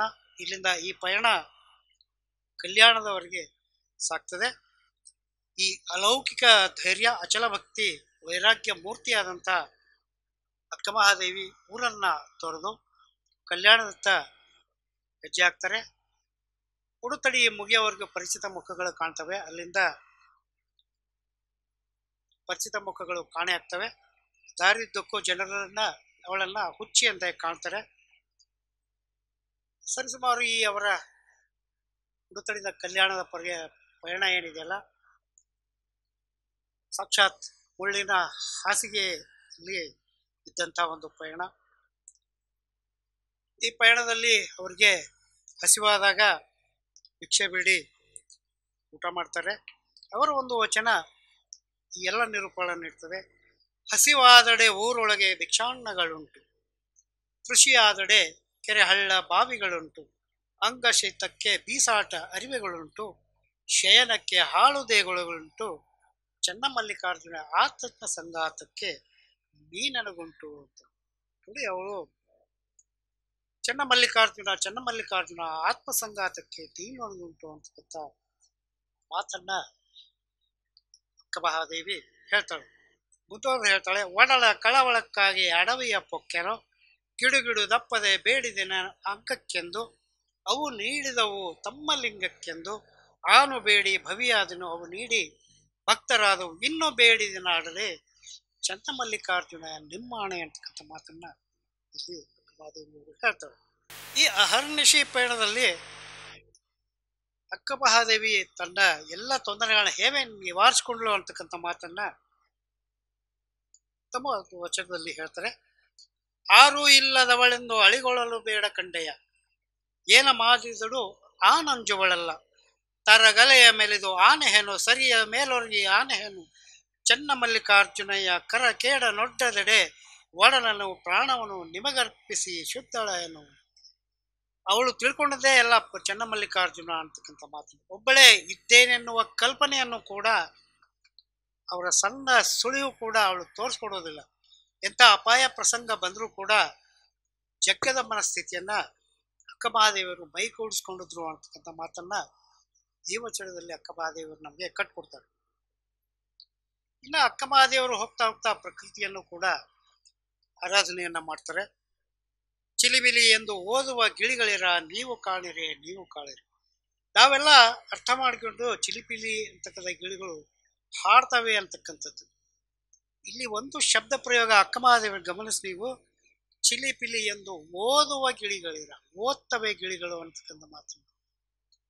ಓದೋದು ಅಂದ್ರೆ ತಮ್ಮನ್ನ ತಾವು ಅರ್ಥ ಮಾಡಿಕೊಂಡು ಅದನ್ನ ರೀಪ್ರೊಡ್ಯೂಸ್ ಮಾಡ್ತಕ್ಕಂಥ ಅರ್ಥವನ್ನ ಇಲ್ಲಿ ಕೊಡ್ತಾರೆ. ಚಿಲಿಮಿಲಿ ಎಂದು ಓದುವ ಗಿಳಿಗಳರ ನೀವು ಕಾಣಿರಿ, ನೀವು ಕಾಣಿರಿ. ಸರವೆತ್ತಿ ಪಾಡುವ ಗಿಳಿಗಳಿರ ನೀವು ಕಾಣಿರಿ ನೀವು ಕಾಣಿರಿ. ಎರಗಿ ಬಂದಾಡುವ ತುಂಬಿಗಳಿರ ನೀವು ಕಾಣಿರಿ ನೀವು ಕಾಣಿರಿ. ಕೊಳನ ತಡಿಯೊಳ ಆಡುವ ಹಂಸಗಳಿರ ನೀವು ಕಾಣಿರಿ ನೀವು ಕಾಣಿರಿ. ಗಿರಿಗಹ್ವರದೊಳಗಾಡುವ ನವಿಲುಗಳಿರ ನೀವು ಕಾಣಿರಿ ನೀವು ಕಾಣಿರಿ. ಚೆನ್ನ ಮಲ್ಲಿಕಾರ್ಜುನನು ಎಲ್ಲಿದ್ದಹನೆಂದು ಹೇಳಿರಿ ಅಂತ ಈವನ್ ಅವರು ಪ್ರಕೃತಿಯನ್ನ ಹೊಗಳ್ತಾ ಹೊಗಳ್ತಾ ಚೆನ್ನ ಮಲ್ಲಿಕಾರ್ಜುನ ಹುಡುಕೊಡಿ ಅಂತ ಪ್ರಕೃತಿಯನ್ನು ಕೂಡ ಬೇಡ್ತಾರೆ. ಇದು ಈ ಅಕ್ಕಮಹಾದೇವರ ಈ ಪಯಣದಲ್ಲಿ ಬಹಳಷ್ಟು ಜನ ಅವರನ್ನ ಕಾಡ್ತಾರೆ. ಅವಳಿಗೆ ಶತ್ರುವಾಗಿದ್ದು ಈ ಸೌಂದರ್ಯದ ಒಂದು ತತ್ವ. ಹುಡುಗರಿಗೆ ಗುಂಪು ಬರ್ತದೆ, ಕುಚ್ಚೆ ಅಂತಾರೆ, ಕಲ್ಲು ಹೊಡಿತಾರೆ, ಮುಂದಾಗ್ತಾರೆ. ಎಲ್ಲದಕ್ಕೂ ಅವರಲ್ಲಿ ಪ್ರಾರ್ಥನೆಯನ್ನ ಅಕ್ಕಮಹಾದೇವಿ ಮಾಡ್ತಾಳೆ. ಮುಡಿ ಬಿಟ್ಟು ಮೊಗಬಾಡಿ ತನು ಕರಗಿದವಳ ಎನ್ನನೇಕೆ ನುಡಿಸುವಿರಿ ಎಲೆ ತಂದೆಗಳಿರ. ಬಲು ಹಳಿದು ಭವಗೆಟ್ಟು ಛಲವಳಿದು ಭಕ್ತಿಯಾಗಿ ಚೆನ್ನ ಮಲ್ಲಿಕಾರ್ಜುನನ ಕೂಡಿ ಕುಲವಳಿದವಳ. ಕಾಡ್ಬೇಡ್ರಪ್ಪ, ಯಾಕೆ ಕಾಡ್ತೀರಿ ತಂದೆಯರೇ? ಮುಡಿ ಬಿಚ್ಚಿ ನನ್ನ ಕೇಶ ಎಲ್ಲ ಕದರಿದೆ, ಚಲುವು ಸೌಂದರ್ಯವಿಲ್ಲದೆ ಬಾಡಿದೆ, ನನ್ನನ್ನು ಕಾಡಬೇಡಿ ಅಂತಕ್ಕಂಥ ಮಾತನ್ನ ಹೇಳ್ತಾಳೆ. ಒಬ್ಬಳೇ ಹೋಗ್ತಿರ್ಬೇಕಾದ್ರೆ ಆಗತಕ್ಕಂಥ ಮಾನಸಿಕ ಹಿಂಸೆ ಕಷ್ಟಗಳನ್ನೆಲ್ಲ ಅವಳು ಹೇಳ್ಕೊಳ್ಳೋದು ಯಾರಿಗೆ ಅಂದ್ರೆ ಮತ್ತೆ ತಿರ್ಗಾ ಚೆನ್ನಮಲ್ಲಿಕಾರ್ಜುನನಿಗೆ. ಆಲಿಸನ್ನ ಭಿನ್ನಪವ ಲಾಲಿಸನ್ನ ಭಿನ್ನಪವ ಪಾಲಿಸನ್ನ ಭಿನ್ನಪವ ಏಕೆನ್ನ ಮೊರೆಯ ಕೇಳೆಯಯ್ಯ ತಂದೆ. ನೀನಲ್ಲದೆ ಮತ್ತಿಲ್ಲ ಮತ್ತಿಲ್ಲ, ನೀನೇ ಎನಗೆ ಗತಿ ನೀನೇ ಎನಗೆ ಮತಿಯಯ್ಯ ಚೆನ್ನಮಲ್ಲಿಕಾರ್ಜುನ. ಎಲ್ಲ ಕಷ್ಟ ಸುಖಗಳನ್ನ ಚೆನ್ನಮಲ್ಲಿಕಾರ್ಜುನನಿಗೆ ಭಿನ್ನಯಿಸ್ತಕ್ಕಂಥ ಒಂದು ಕಾರ್ಯವನ್ನ ಅಕ್ಕಮಹಾದೇವಿ ಮಾಡ್ತಿರ್ತಾರೆ. ಎಲ್ಲರೂ ಎಲ್ಲದಕ್ಕೂ ಸಮಾಧಾನ ಮಾಡ್ಕೊಂಡಂತ ಅಕ್ಕಮಹಾದೇವಿ ಒಂದು ವಚನದಲ್ಲಿ ಆಗಿರ್ತಕ್ಕಂಥ ಒಂದು ದೃಷ್ಟಾಂತವನ್ನ ಇಲ್ಲಿ ಹಿಡಿದಿರ್ತಕ್ಕಂಥ ಒಂದು ಪ್ರಯತ್ನವನ್ನು ಮಾಡ್ತಾರೆ. ಮನೆ ಮನೆ ದಪ್ಪದೆ ಕೈಯೊಡ್ಡಿ ಬೇಡುವಂತೆ ಮಾಡಯ್ಯ, ಬೇಡಿದಡೆ ಇಕ್ಕದಂತೆ ಮಾಡಯ್ಯ, ಇಕ್ಕಿದಡೆ ನೆಲಕ್ಕೆ ಬೀಳುವಂತೆ ಮಾಡಯ್ಯ, ನೆಲಕ್ಕೆ ಬಿದ್ದಡೆ ನಾನೆತ್ತಿಕೊಂಬುದಕ್ಕೆ ಮುನ್ನ ಶುನಿ ಎತ್ತಿಕೊಂಬಂತೆ ಮಾಡ ಚೆನ್ನಮಲ್ಲಿಕಾರ್ಜುನ ಅಂತ. ಅವಳು ಒಂದು ಹಳ್ಳಿನಲ್ಲಿ ಊಟವನ್ನು ಬೇಡಿರ್ಬೇಕು. ಇವಳ ಹತ್ರ ಸ್ವೀಕರಿಸೋದಕ್ಕೆ ಏನು ಇರೋದೇ ಇಲ್ವಲ್ಲ. ಹಾಗಾಗಿ ಒಂದು ಮುತ್ತಗದ ಎಲೆಯಲ್ಲಿ ಹಾಕ್ಕೊಟ್ಟಿರ್ತಾರೆ ಅನ್ಸುತ್ತೆ. ಅದನ್ನ ತೆಗೆದುಕೊಂಡು ಇನ್ನೇನು ಹೋಗ್ಬೇಕನ್ನೋಷ್ಟೊತ್ತಿಗೆ ಅದು ಕೆಳಗೆ ಬೀಳ್ತದೆ. ಅದನ್ನ ಎತ್ಕೊಳ್ಳೋದಕ್ಕೆ ಮುಂದೆ ನಾಯಿ ಬಂದು ಅದನ್ನ ತಿನ್ನಲಾರಂಭಿಸ್ತದೆ ಅಂತ ಅನ್ಸುತ್ತೆ. ಅದನ್ನೇ ಅಕ್ಕಮಹಾದೇವಿ ಈ ವಚನದಲ್ಲಿ ನಿರೂಪಣೆ ಮಾಡ್ತಾರೆ. ಹೀಗೆ ಹೋಗ್ತಾ ಹೋಗ್ತಾ ಈ ಪ್ರಕೃತಿಯನ್ನ ಪ್ರೇಮಿಸ್ತಾ ತನ್ನನ್ನ ತಾನು ಸಂತೈಸ್ತಾ ಹೋಗ್ತಾರೆ. ಹೆದರದಿರು ಮನವೇ ಬೆದರದಿರು ಮನವೇ, ನಿಜವನ್ನರಿತು ನಿಶ್ಚಿಂತನಾಗಿರು, ಫಲವಾದ ಮರಣ ಕಲ್ಲಲ್ಲಿ ಇಡುವುದೊಂದು ಕೋಟಿ, ಎಲವದ ಮರಣ ಇಡುವರೊಬ್ಬರನ್ನು ಕಾಣೆ, ಭಕ್ತಿಯುಳ್ಳವರ ಬೈವರೊಂದು ಕೋಟಿ, ಭಕ್ತಿ ಇಲ್ಲದವರ ಬೈವರೊಬ್ಬರನ್ನು ಕಾಣೆ, ನಿಮ್ಮ ಶರಣರ ನುಡಿಯ ಎನಗೆ ಗತಿ ಸೋಪಾನ ಚೆನ್ನಮಲ್ಲಿಕಾರ್ಜುನ. ಅಂದ್ರೆ ಫಲವಿರುವ ಮರಕ್ಕೆನೆ ಕಲ್ಲು ಹೊಡಿತಾರೆ, ಆದ್ರೆ ಫಲ ಇರದೆ ಮರಕ್ಕೆ ಯಾರು ಕಲ್ಲು ಹೊಡಿಯೋದಿಲ್ಲ. ನಾನಂತ ಒಂದು ಫಲವಿರುವ ಮರ, ಅದಕ್ಕೆ ಎಲ್ಲರೂ ಕಲ್ಲು ಹೊಡಿತಾರೆ ಅಂತಕ್ಕಂಥ ಮಾತನ್ನ ಹೇಳ್ತಾರೆ. ಈ ಅಕ್ಕಮಹಾದೇವಿಯರ ಪಯಣವನ್ನ ಎಸಿ ರೂಮಲ್ಲಿ ಕೂತ್ಕೊಂಡು ಹೇಳೋದು ಬಹಳ ಸುಲಭ. ಆದ್ರೆ ಆಗಿನ ಘಟ್ಟದಲ್ಲಿ ಇವೆಲ್ಲ ಹೀಗೆ ಇರ್ಲಿಲ್ಲ. ಒಬ್ಬ ಹೆಣ್ಣು ಮಗಳು ದಾರ್ಶನಿಕಳನ್ನಾಗಿ ನೋಡ್ತಕ್ಕಂಥ ಈ ಕೆಲಸ ಇದೆಲ್ಲ ಬಹಳ ಕಷ್ಟ ಕೆಲಸ. ಅದು ಒಪ್ಕೊಳ್ಳೋಕೆ ನಮಗೆ ಯಾರಿಗೂ ಕಷ್ಟ ಸಾಧ್ಯವಂತ. ಹಾಗೆ ಹೊರಟಂತ ಅಕ್ಕಮಹಾದೇವಿಯರನ್ನ ಹುಚ್ಚಿ ಅಂತ ಕಂಡವರು ಹೆಚ್ಚು, ಕೆಟ್ಟ ದೃಷ್ಟಿಯನ್ನ ಇಟ್ಟವರು ಇದ್ದಾರೆ. ಆದ್ರೆ ನಮಗೆಲ್ಲ ಏನು ಅರ್ಥ ಆಗಿಲ್ಲ ಅಂದ್ರೆ ಅಕ್ಕಮಹಾದೇವಿನೇ ಅರ್ಥ ಆಗಿಲ್ಲ ಆಕ್ಚುಲಿ. ಅದು ಈಗಲೂ ಕೂಡ ಅಕ್ಕಮಹಾದೇವಿಯನ್ನ ಅರ್ಥ ಮಾಡ್ಕೊಂಡವರು ಬಹಳ ಕಡಿಮೆ. ಹಾಗಾಗಿ ಈ ಅಕ್ಕಮಹಾದೇವರ ಈ ಪಯಣ ಏನಿದೆಯಲ್ಲ ಅತ್ಯಂತ ಕಠಿಣಮಯವಿದ್ದು. ಈ ದೇಹ ಭಗವಂತನಿಗೆ ಮೀಸಲು ಅಂತಕ್ಕಂಥ ಮಾತನ್ನ ಅಕ್ಕಮಹಾದೇವಿ ತಮ್ಮ ಜೀವನದ ಪಯಣದುದ್ದಕ್ಕೂ ಹೇಳ್ತಾಳೆ. ಅವಳು ಈ ಒಂದು ವಚನ ಈ ಸಿದ್ಧಾಂತವನ್ನ ಕಟ್ಕೊಡ್ತದೆ ನಮ್ಗೆ. ಎನ್ನ ಮೀಸಲ ಬೀಸರ ಮಾಡಿದೆಯಲ್ಲಯ್ಯ, ಎನ್ನ ಮೀಸಲ ಬಿಸಾಡಿ ಕಳೆದೆಯಲ್ಲಯ್ಯ, ಎನ್ನ ಭಾಷೆಯ ಪೈಸರ ಮಾಡಿದೆಯಲ್ಲಯ್ಯ, ಎನ್ನ ಭಾಷೆಗೆ ದೋಷವ ತೋರಿಸಿದೆಯಲ್ಲಯ್ಯ, ಎನ್ನ ಮೀಸಲ ಕಾಯವ ನಿಮಗೆ ಎಂದು ಇರಿಸಿಕೊಂಡಿದ್ದಡೆ ಬೀಸಾಡಿ ಕಳೆವರ ಹೇಳ ತಂದೆ, ಏಸು ಕಾಲ ನಿಮಗೆ ನಾನು ಮಾಡಿದ ತಪ್ಪ ಈ ಸಮಯದಲ್ಲಿ ಹೊರಿಸಿಕೊಂದೆಯಲ್ಲ ಚೆನ್ನಮಲ್ಲಿಕಾರ್ಜುನ. ಅವಳು ಚೆನ್ನಮಲ್ಲಿಕಾರ್ಜುನನ್ನ ಕೇಳ್ತಾಳೆ, ನಾನು ಮಾಡಿದ ತಪ್ಪೇನು ಅಂತ. ಉಳ್ಕರು ಸರ್, ಈ ವಚನವನ್ನ ಬರಿತಿರ್ಬೇಕಾದ್ರೆ ನನಗನ್ಸಿದ್ದು ಸಾಕಿಲ್ಲ, ಇಷ್ಟು ಸಾಕು, ಇದು ಬರೆಯೋಕ್ಕೆ ಮುಂದೆ ಆಗ್ತದೆ ಇಲ್ಲೋ ಅಂತಕ್ಕಂಥ ಒಂದು ಚಿಂತನೆ ನನ್ನಲ್ಲಿ ಬಂದಿದ್ದೇ ಹೆಚ್ಚು. ಆದರೂ ಇದನ್ನ ಬಿಡದ ಕೆಲಸ ಬರೆಯೋದು ಬಿಡಬಾರ್ದು ಅಂತ ಹೇಳಿ ಮುಂದುವರಿಸಿದ್ದೇನೆ. ಲಿಟ್ರಲಿ ಸ್ಪೀಕಿಂಗ್, ಇಲ್ಲಿಗೆ ನಾನು ಈ ಅಂತರಂಗದ ಪಯಣವನ್ನ ಮುಗಿಸಿದ್ದೆ. ಅವಳು ತಪ್ಪೇನಿದೆ ಅಂತ ಚೆನ್ನಮಲ್ಲಿಕಾರ್ಜುನ ಕೇಳ್ತಾಳ್ರಿ ಅಕ್ಕಮಹಾದೇವಿ. ಎನ್ನ ಮೀಸಲ ಕಾಯವ ನಿಮಗೆರಿಸಿಕೊಂಡಿದ್ದಾಕೆ ಬೀಸಾಡಿ ಕಳೆವರೆ ಹೇಳ ಅಂತಕ್ಕಂಥ ಮಾತನ್ನು ಹೇಳ್ತಾಳೆ. ಪ್ರಶ್ನೆ ಮಾಡ್ತಾಳೆ ಅಕ್ಕಮಹಾದೇವಿ. ಈ ದೇಹವನ್ನ ಯಾರ್ಯಾರು ಹೇಗೆಲ್ಲ ನೋಡ್ತಾರೆ, ಏನೆಲ್ಲ ಪ್ರಶ್ನೆ ಮಾಡ್ತಾಳೆ ಅಂತ ಚೆನ್ನಮಲ್ಲಿಕಾರ್ಜುನನ್ನ ಕೇಳ್ತಾಳೆ. ಏಸು ಕಾಲ ನಿಮಗೆ ನಾನು ಮಾಡಿದ ತಪ್ಪ ಈ ಸಮಯದಲ್ಲಿ ಹೊರಿಸಿ ಕೊಂದೆಯಲ್ಲ ಚೆನ್ನಮಲ್ಲಿಕಾರ್ಜುನ ಅಂತೇಳಿ. ಅಂದ್ರೆ ಎಷ್ಟು ಕಷ್ಟ ಅನುಭವಿಸಿರ್ಬೇಕ್ರಿ ಅಕ್ಕಮಹಾದೇವಿ. ಈ ಮೀಸಲು ಕಾಯವನ್ನ ಮೀಸಲು ಅಳಿಸುವ ಮಟ್ಟಿಗೆ ಮಾಡಿದಾಗ ದಯಮಾಡಿ ನನ್ನನ್ನು ಉಳಿಸು ಚೆನ್ನಮಲ್ಲಿಕಾರ್ಜುನ ಅಂತ ಕೇಳುವಷ್ಟರ ಮಟ್ಟಿಗೆ ರೋಷ ಹೋಗಿದ್ಲೇನೋ ಅಂತಕ್ಕಂಥ ಮಾತನ್ನ ಅಕ್ಕಮಹಾದೇವಿ ಅಂತರಂಗವನ್ನು ಕಲಿಕೆ ನೋಡ್ತಕ್ಕಂಥ ಪ್ರಶ್ನೆಯನ್ನ ನಮಗೆ ನಾವೇ ಹಾಕಬೇಕು. ಯಾಕಂದ್ರೆ ಮುಂದಿನ ಒಂದು ವಚನ ಬಹಳ ಅದ್ಭುತವಾದಂಥ ಒಂದು, ಎರದ ಮುಳ್ಳಿನಂತೆ ಪರಗಂಡರೆನಗವ್ವ, ಎರದ ಮುಳ್ಳಿನಂತೆ ಪರಗಂಡರೆನಗವ್ವ, ಸೋಂಕಲಮ್ಮೆ ಸುಳಿಯಲಮ್ಮೆ, ನಂಬಿ ನೆಚ್ಚಿ ಮಾತಾಡಲಮ್ಮನವ್ವ, ಚೆನ್ನಮಲ್ಲಿಕಾರ್ಜುನ ನಲ್ಲದ ಗಂಡರಿಗೆ ಊರದಲ್ಲಿ ಮುಳ್ಳುಂಟೆಂದು ನಾನಪ್ಪಿಲಮ್ಮನವ್ಯ. ಯಾವ ಗಂಡಸು ಬಂದು ಮುಟ್ಟಿದ್ರು ಸೋಂಕಲಮ್ಮೆ ಸುಳಿಯಲಮ್ಮೆ, ಅವರು ನನಗೆ ಮೈ ಮೇಲೆ ಪರಿಚಿದ ಮುಳ್ಳಿನಂತೆ ಅಂತ ಅಂತಾಳ್ರಿ ಅಕ್ಕಮಹಾದೇವಿ. ನಂಬಿ ನಚ್ಚಿ ಮಾತಾಡಲಮ್ಮನವ್ವ. ಮೀಸಲು ಅಂದ್ರೆ ಇದು. ನಾವು ಮದುವೆ ಆದ್ರೆ ಗಂಡ ಹೆಂಡತಿ ಇಬ್ರು ಚೆನ್ನಾಗಿದ್ದೀವಿ ಅನ್ಕೊಂಡ್ರಿ, ಯಾವ್ದಾರ ಪಕ್ಕದಲ್ಲಿ ಒಳ್ಳೆ ಹೆಣ್ಮಗಳು ಬಂದ್ರೆ ಆ ಕಡೆ ನಮ್ ಕಣ್ಣು ಹೋಗ್ತದೆ. ಆದ್ರೆ ಮೀಸಲು ಅಂದ್ರೆ ಇದು. ನಂಬಿ ನಚ್ಚಿ ಮಾತಾಡೋದಕ್ಕೂ ಕೂಡ ಮಲ್ಲಿಕಾರ್ಜುನನ ಹೇಳ್ಬೇಕನ್ನತಕ್ಕಂಥ ಒಂದು ಮೀಸಲು ಇದೆಯಲ್ಲ, ಅದ್ಭುತವಾದ ಒಂದು ಅಕ್ಕಮಹಾದೇವರ ಅಂತರಂಗದ ಪಯಣ ಅಂದ್ರೆ ಇದು. ಅಂದ್ರೆ ನಮ್ಮ ಈ ಬಹಿರಂಗದ ಎಲ್ಲ ಕ್ರಿಯೆಗಳಿಗೂ ಕೂಡ ಈ ಮನಸ್ಸೇ ಅಂತಕ್ಕಂಥ ಅಂಥ ಮನಸ್ಸನ್ನೇ ಚೆನ್ನಮಲ್ಲಿಕಾರ್ಜುನನಿಗೆ ಅರ್ಪಿಸಿದ ಮೇಲೆ ನಂಬಿ ನಚ್ಚಿ ಮಾತಾಡಲಮ್ಮನವ್ವ ಅಂತಕ್ಕಂಥ ಮಾತನ್ನ ಅಕ್ಕಮಹಾದೇವಿಗೆ ಮಾತ್ರ ಹೇಳಲು ಸಾಧ್ಯ ಅಂತಕ್ಕಂಥ ವಿಷಯವನ್ನ ನಾವಿಲ್ಲಿ ಅರ್ಥ ಮಾಡ್ಕೋಬೇಕು. ಹಾಗಾಗಿ ಈ ಉಡುತಡಿಯಿಂದ ಕಲ್ಯಾಣಕ್ಕೆ ಬಂದಂತಹ ಇವರ ದಾರಿ ಏನಿದೆಯಲ್ಲ, ಕಲ್ಲು ಮುಳ್ಳಿನ ಹಾದಿ. ಆ ಕಲಬುರ್ಗಿ ಹತ್ರ ಒಂದು ಮಹಾಗಾವ್ ಅಂತ ಊರಿದೆ. ಮಹಾಗಾವಕ್ಕೆ ಹತ್ರ ಬಂದಾಗ ಇನ್ನೇನು ಕಲ್ಯಾಣ ಸ್ವಲ್ಪ ದೂರಿ ಅಂದಾಗೆ ಅಕ್ಕಮಹಾದೇವಿಗೆ ಖುಷಿ ಆಗ್ತದೆ. ಆದ್ರೆ ಈ ಪಯಣ ಏನಿದೆಯಲ್ಲ ಬಹಳ ಕಷ್ಟದವಾದಂತಹ ಒಂದು ಪಯಣ.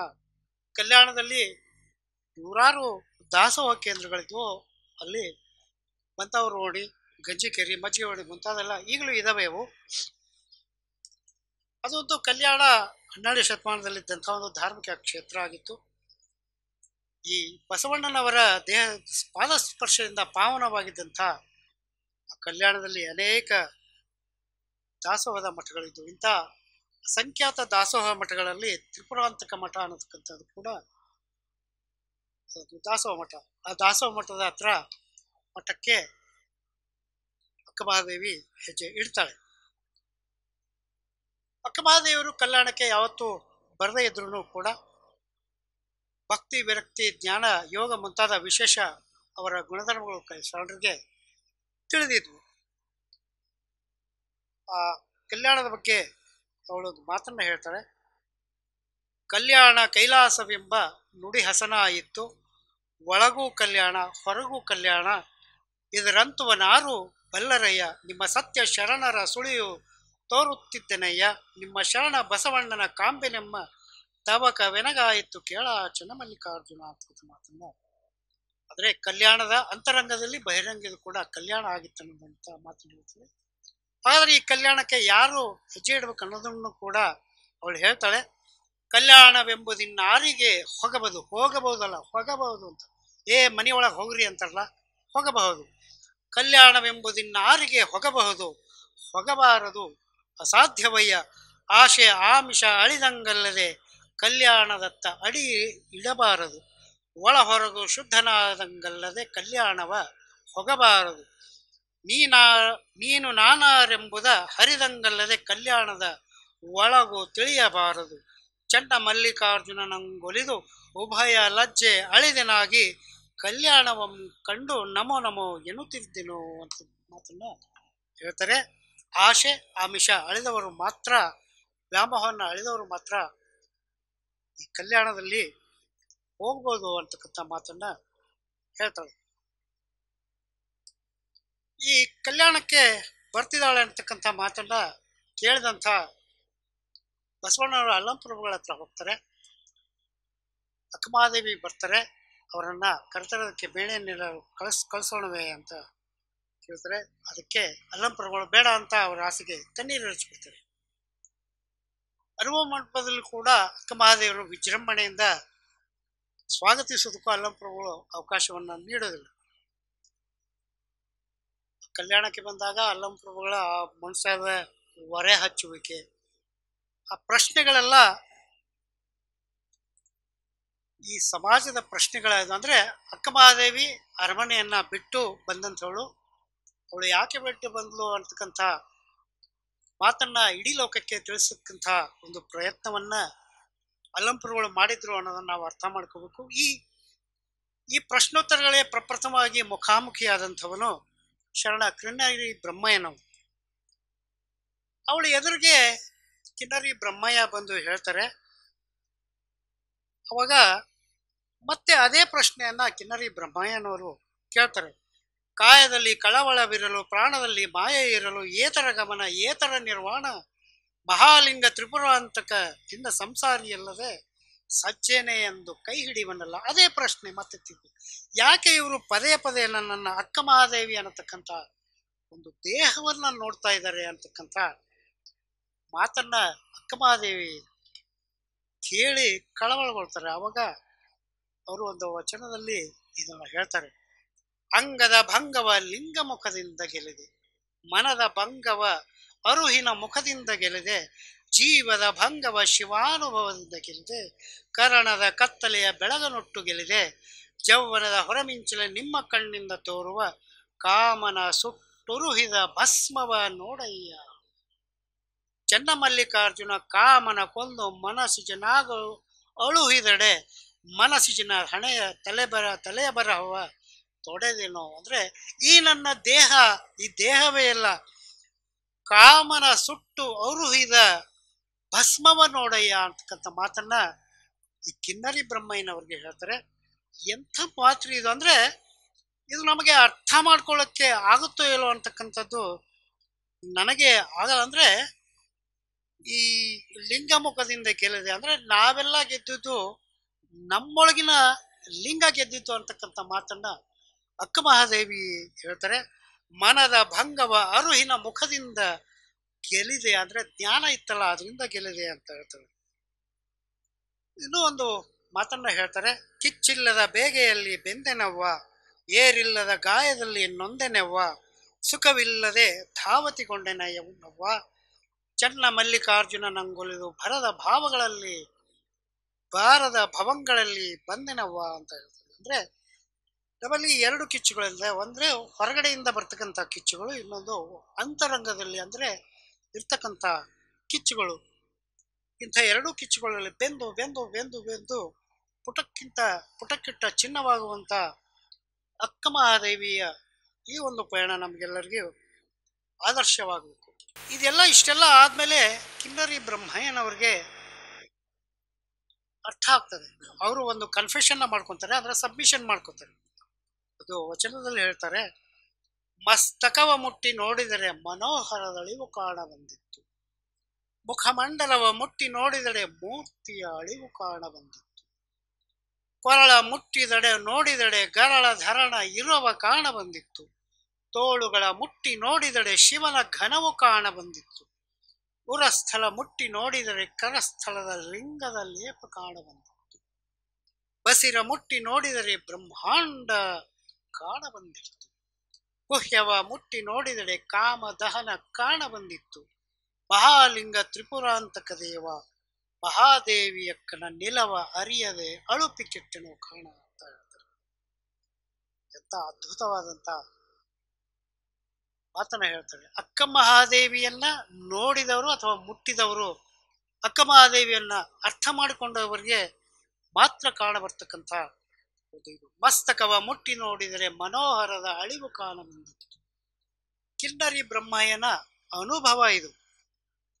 ಕೊರಳ ಮುಟ್ಟಿ ನೋಡಿದರೆ ಗರಳಧರನ ಇರವ ಕಾಣ ಬಂದಿತ್ತು. ವಿಷಕಂಠನನ್ನ ಮುಟ್ಟಿದರೆ ಯಾವ ಅನುಭವ ಆಗ್ತದೆ ಆ ಅನುಭವ ಆಗುತ್ತೆ ಅಂತಕ್ಕಂಥ ಮಾತನ್ನ ಕಿನ್ನರಿ ಬ್ರಹ್ಮಯ್ಯನವರು ಅದ್ಭುತವಾಗಿ ಇಲ್ಲಿ ಕಟ್ಕೊಡ್ತಾರೆ. ಅಂದ್ರೆ ಅಕ್ಕ ಮಹಾದೇವಿಯ ಆ ಒಂದು ಕಾಯ, ಆ ದೇಹ, ಅಂತರಂಗ ಮತ್ತು ಬಹಿರಂಗ ಪಯಣದಿಂದ ಎಷ್ಟು ಪಕ್ವವಾಗಿತ್ತು ಅಂತಕ್ಕಂಥ ಮಾತನ್ನ ಇಲ್ಲಿ ಕಿನ್ನರಿ ಬ್ರಹ್ಮಯ್ಯನವರು ಕಟ್ಕೊಡ್ತಾರೆ.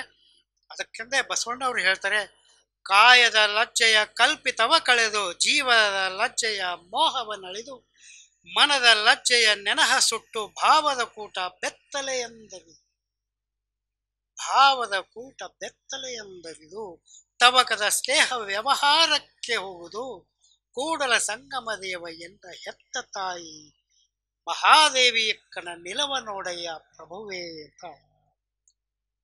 ಅಂದ್ರೆ ನಾವು ಊಹಿಸಲಾರದಷ್ಟು ಬಸವಣ್ಣನವರು ಅಕ್ಕ ಮಹಾದೇವಿ ಎಂದ ಹೆತ್ತ ತಾಯಿ ಅಂತಕ್ಕಂಥ ಮಾತನ್ನ ಹೇಳ್ಬೇಕಾದ್ರೆ ಅಕ್ಕ ಮಹಾದೇವಿಯ ಆ ನಿಲುವು ಎಂಥದ್ದು ಅಂತಕ್ಕಂಥ ಮಾತನ್ನ ಇಲ್ಲಿ ನಾವು ಅರ್ಥ ಮಾಡ್ಕೋದು. ಲೌಕಿಕದ ಯಾವುದೇ ಭಾರವನ್ನ ಸಹ ಅಕ್ಕ ಮಹಾದೇವಿ ಹೊತ್ತು ನಿಂತಿಲ್ಲ. ದೇಹದ ಮೇಲಿನ ಮೋಹವನ್ನೇ ತ್ಯಜಿಸಿದವಳನ್ನು ತಕೊಳ್ಳು ಅಕ್ಕ ಮಹಾದೇವಿ ಅವರು ಅಂತ ಹೇಳ್ತಾರೆ.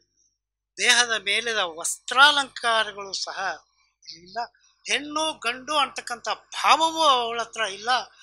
ಅವಳು ದಿಗಂಬರೆಯಾಗಿ ನಿಂತಾಗಲೂ ಕೂಡ ಅವಳನ್ನು ನಾವು ನೋಡ್ತಕ್ಕಂಥ ಭಾವನೆಯಲ್ಲಿ ಎಂಥ ಆಧ್ಯಾತ್ಮಿಕ ಚಿಂತನೆ ಇದೆ ಅಂತಕ್ಕಂಥ ಮಾತನ್ನ ಬಸವಣ್ಣವರು ಏನಂತ ಹೇಳ್ತಾರೆ, ನನ್ನನ್ನ ಹೆತ್ತ ತಾಯಿ ಅಂತಕ್ಕಂಥ ಮಾತನ್ನ ಹೇಳ್ಬೇಕಾದ್ರೆ ಅಕ್ಕ ಮಹಾದೇವಿ ಆ ನಿಲುವು, ಆ ತತ್ವ ಸಿದ್ಧಾಂತ, ಆ ಅವಳ ಕಾಮನ ಸುಟ್ಟು ಉರಿಯದಂತ ಒಂದು ದೇಹ ಎಂತ ಅದ್ಭುತವಾಗಿತ್ತು ಅಂತ ನಾವು ಕಂಡ್ಕೋಬಹುದು.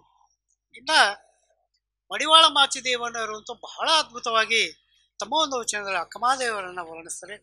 ಕಾಮಿಯಾಗಿ ನಿಕಾಮಿಯಾದಳು, ಸೀಮೆಯಲ್ಲಿದ್ದು ನಿಸ್ಸೀಮೆಯಾದಳು.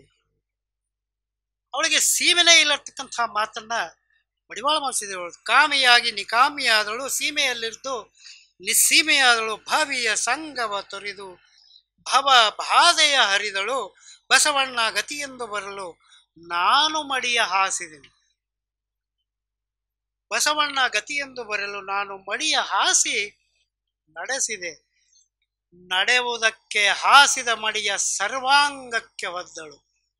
ಆ ಮಡಿಯ ಬೆಳಗಿನೊಳಗೆ ನಿರ್ವಯಲಾದಳು, ಕಲಿದೇವರ ದೇವಯ್ಯ ಮಹಾದೇವಿಯಕ್ಕಳ ನಿಲವ ಬಸವಣ್ಣನಿಂದ ಕಂಡು ಬದುಕಿದನಯ್ಯ ಪ್ರಭುವೇ ಅಂತಕ್ಕಂಥ ಮಾತನ್ನ ಹೇಳ್ತಾರೆ.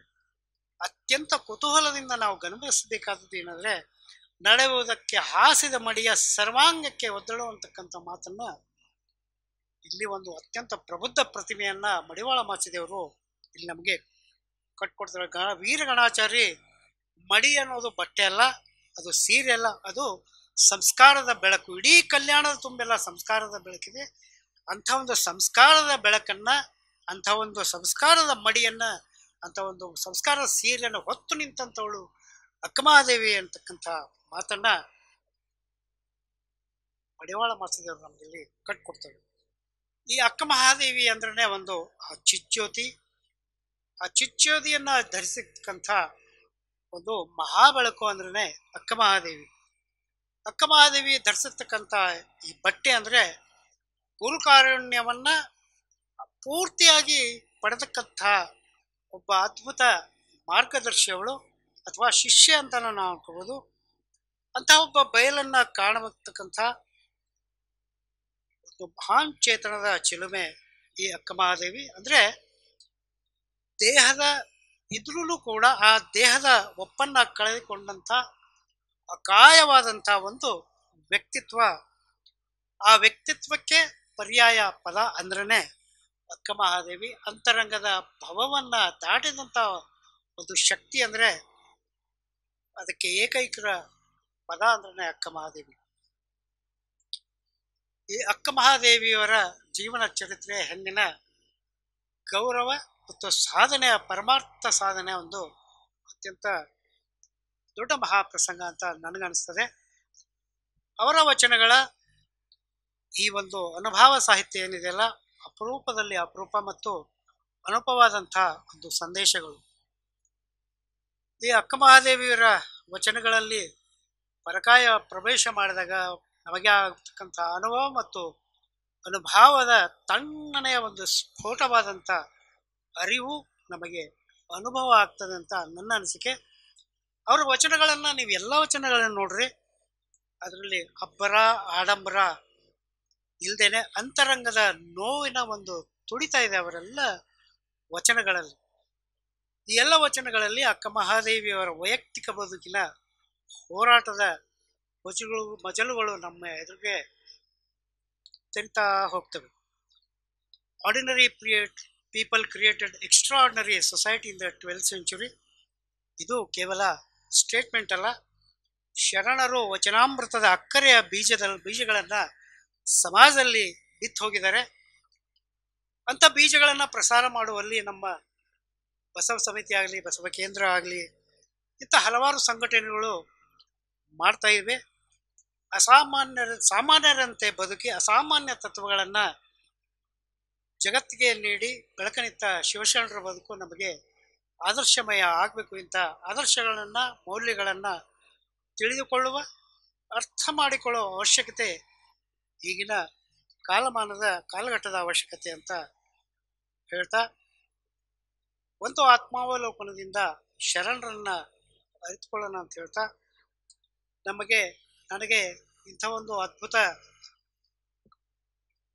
ಒಂದು ಚಿತ್ರಣವನ್ನು ನೀಡೋದಕ್ಕೆ ಅನುವು ಮಾಡಿಕೊಟ್ಟಂತಹ ಬಸವ ಸಮಿತಿಯ ಎಲ್ಲ ಪದಾಧಿಕಾರಿಗಳಿಗೆ, ಅವರ ಪಾದಕಮಲಗಳಿಗೆ ಶರಣೆನ್ನುತ್ತಾ, ಅಕ್ಕ ಮಹಾದೇವಿಯವರನ್ನ ಕಲ್ಯಾಣದಿಂದ ಉಡುತಡಿಯಿಂದ ಕಲ್ಯಾಣವರೆಗೆ ಈ ಪಯಣವನ್ನು ನಾನಿಲ್ಲಿ ಮಾಡಿದ್ದೇನೆ. ಇನ್ನು ಮುಂದಿನ ಪಯಣವಾದ ಅನುಭವ ಮಂಟಪದಲ್ಲಿನ ಅವರ ಅಲ್ಲಮ ಪ್ರಭುಗಳ ಜೊತೆಗಿನ ಅವರ ಸಂವಾದ, ಆ ಅನುಭವ ಮಂಟಪದಿಂದ ಕದಳಿ ಒಳಕ್ಕೆ ಅವರ ಪಯಣವನ್ನು ಮುಂದಿನ ದಿನಮಾನಗಳಲ್ಲಿ ಈ ಬಸವ ಸಮಿತಿ ಮಾಡಿಕೊಟ್ರೆ, ಡಾಕ್ಟರ್ ಅರವಿಂದ್ ಜತ್ತಿಯವರು ಮಾಡಿಕೊಟ್ರೆ ಅದನ್ನು ಮಾಡೋದಕ್ಕೆ ನನಗೆ ಸಂತೋಷ ಅನಿಸ್ತಾ ಹೇಳ್ತಾ ನನ್ನ ಈ ಉಪನ್ಯಾಸಕ್ಕೆ ವಿರಾಮವನ್ನು ಹೇಳ್ತೇನೆ. ಶರಣಾರ್ಥಿ. ಓಂ ಶ್ರೀ ಗುರು ಬಸವಲಿಂಗಾಯ ನಮಃ.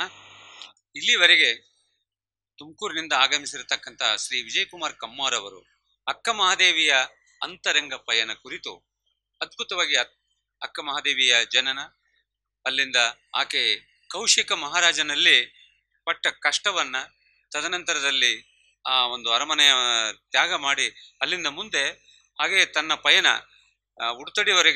ಉಡುತಡಿಯಿಂದ ಹಿಡಿದು ಕಲ್ಯಾಣದವರೆಗೆ ಮಾಡಿದ ಪಯಣದಲ್ಲಿ ಪಟ್ಟ ಕಷ್ಟ. ಆಮೇಲೆ ಸಾಮಾನ್ಯವಾಗಿ ಎಲ್ಲರೂ ನಾವು ಲಿಂಗ ಪೂಜೆ ಮಾಡ್ತೀವಿ. ಪೂಜೆ ಮಾಡಿದ ಆದ್ಮೇಲೆ ವಾಟ್ ನೆಕ್ಸ್ಟ್ ಅಂತ ಬಹಳ ಚೆನ್ನಾಗಿ ಹೇಳಿದ್ರು ಅದ್ಭುತವಾಗಿ. ಅಂದ್ರೆ ನಾವು ಮುಂದೆ ಏನು ಅಂತಕ್ಕಂಥದ್ದು, ಆ ತನು ಮನ ನಮ್ಮ ಎಲ್ಲ ಪ್ರತಿಯೊಂದು ಸಹಿತ ಯಾವ ಜಾಗೃತ ಸ್ವಪ್ನ ಸುಸೂಕ್ತಿಯಲ್ಲಿಯೂ ಸಹಿತ ಚನ್ನಮಲ್ಲಿಕಾರ್ಜುನನ ಆಕೆ ಹೇಗೆ ನೆನ್ಕೊಳ್ತಾ ಇದ್ದಳು. ಅಕ್ಕ ಕೇಳವ್ವ ಕನಸೊಂದ ಕಂಡೆ ಅಂತ ಒಂದು ವಚನದ ಮೂಲಕ, ಅಂದ್ರೆ ಕನಸಿನಲ್ಲಿಯೂ ನನಸಿನಲ್ಲಿಯೂ ಮನಸ್ಸಿನಲ್ಲಿಯೂ ಆ ಪರಮಾತ್ಮನನ್ನ, ಭಗವಂತನನ್ನ ನೆನಪನ್ನ ಮಾಡ್ಕೊಳ್ತಾ ಇರ್ತಾರೆ ಅನ್ನೋದನ್ನ ನಾವಿಲ್ಲಿ ಗಮನಿಸಬೇಕಾಗಿದೆ. ಜೊತೆಗೆ ಸನ್ಯಾಸಿ ಆಗ್ಬೇಕು, ಎಲ್ಲದಕ್ಕೂ ಅರ್ಥ ಸನ್ಯಾಸಿ ಆಗ್ಬೇಕು, ರುಚಿ ಸನ್ಯಾಸಿ ಆಗಿರ್ಬೇಕು.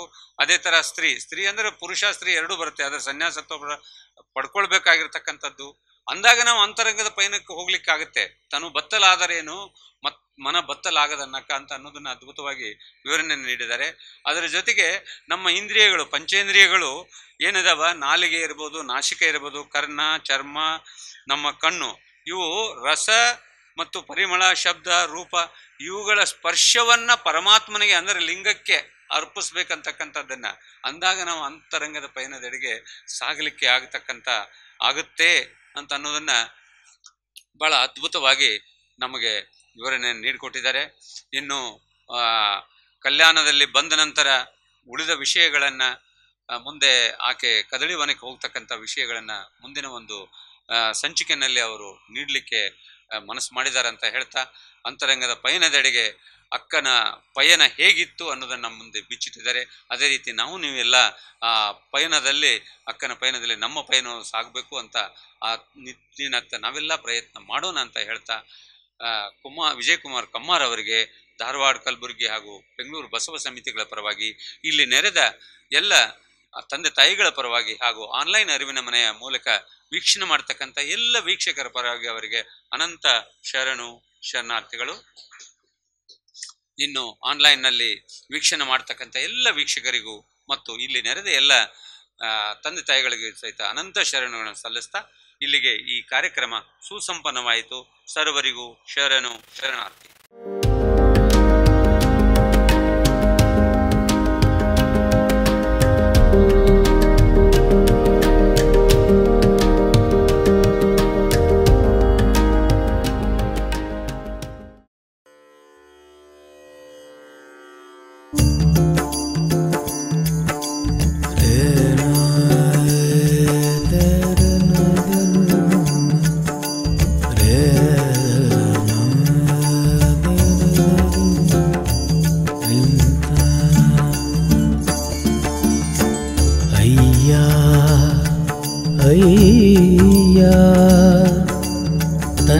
ತಾನರಿಯಬೇಕಲ್ಲದೆ ತನ್ನಲ್ಲಿ ಅರಿವು ಸ್ವಯವಾಗಿರಲು ಅನ್ಯರಲ್ಲಿ ಕೇಳಲುಂಟೆ. ಚೆನ್ನಮಲ್ಲಿಕಾರ್ಜುನ ನೀನರಿವಾಗಿ ನನಗೆ ಮುಂದು ದೂರಿದ ಕಾರಣ ನಿಮ್ಮಿಂದ ನಿಮ್ಮನರಿವೆನು ನಿಮ್ಮಿಂದ ನಿಮ್ಮನರಿವೆನು.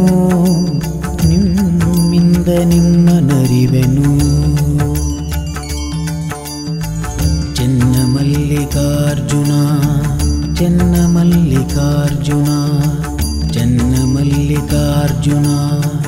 ಚೆನ್ನಮಲ್ಲಿಕಾರ್ಜುನ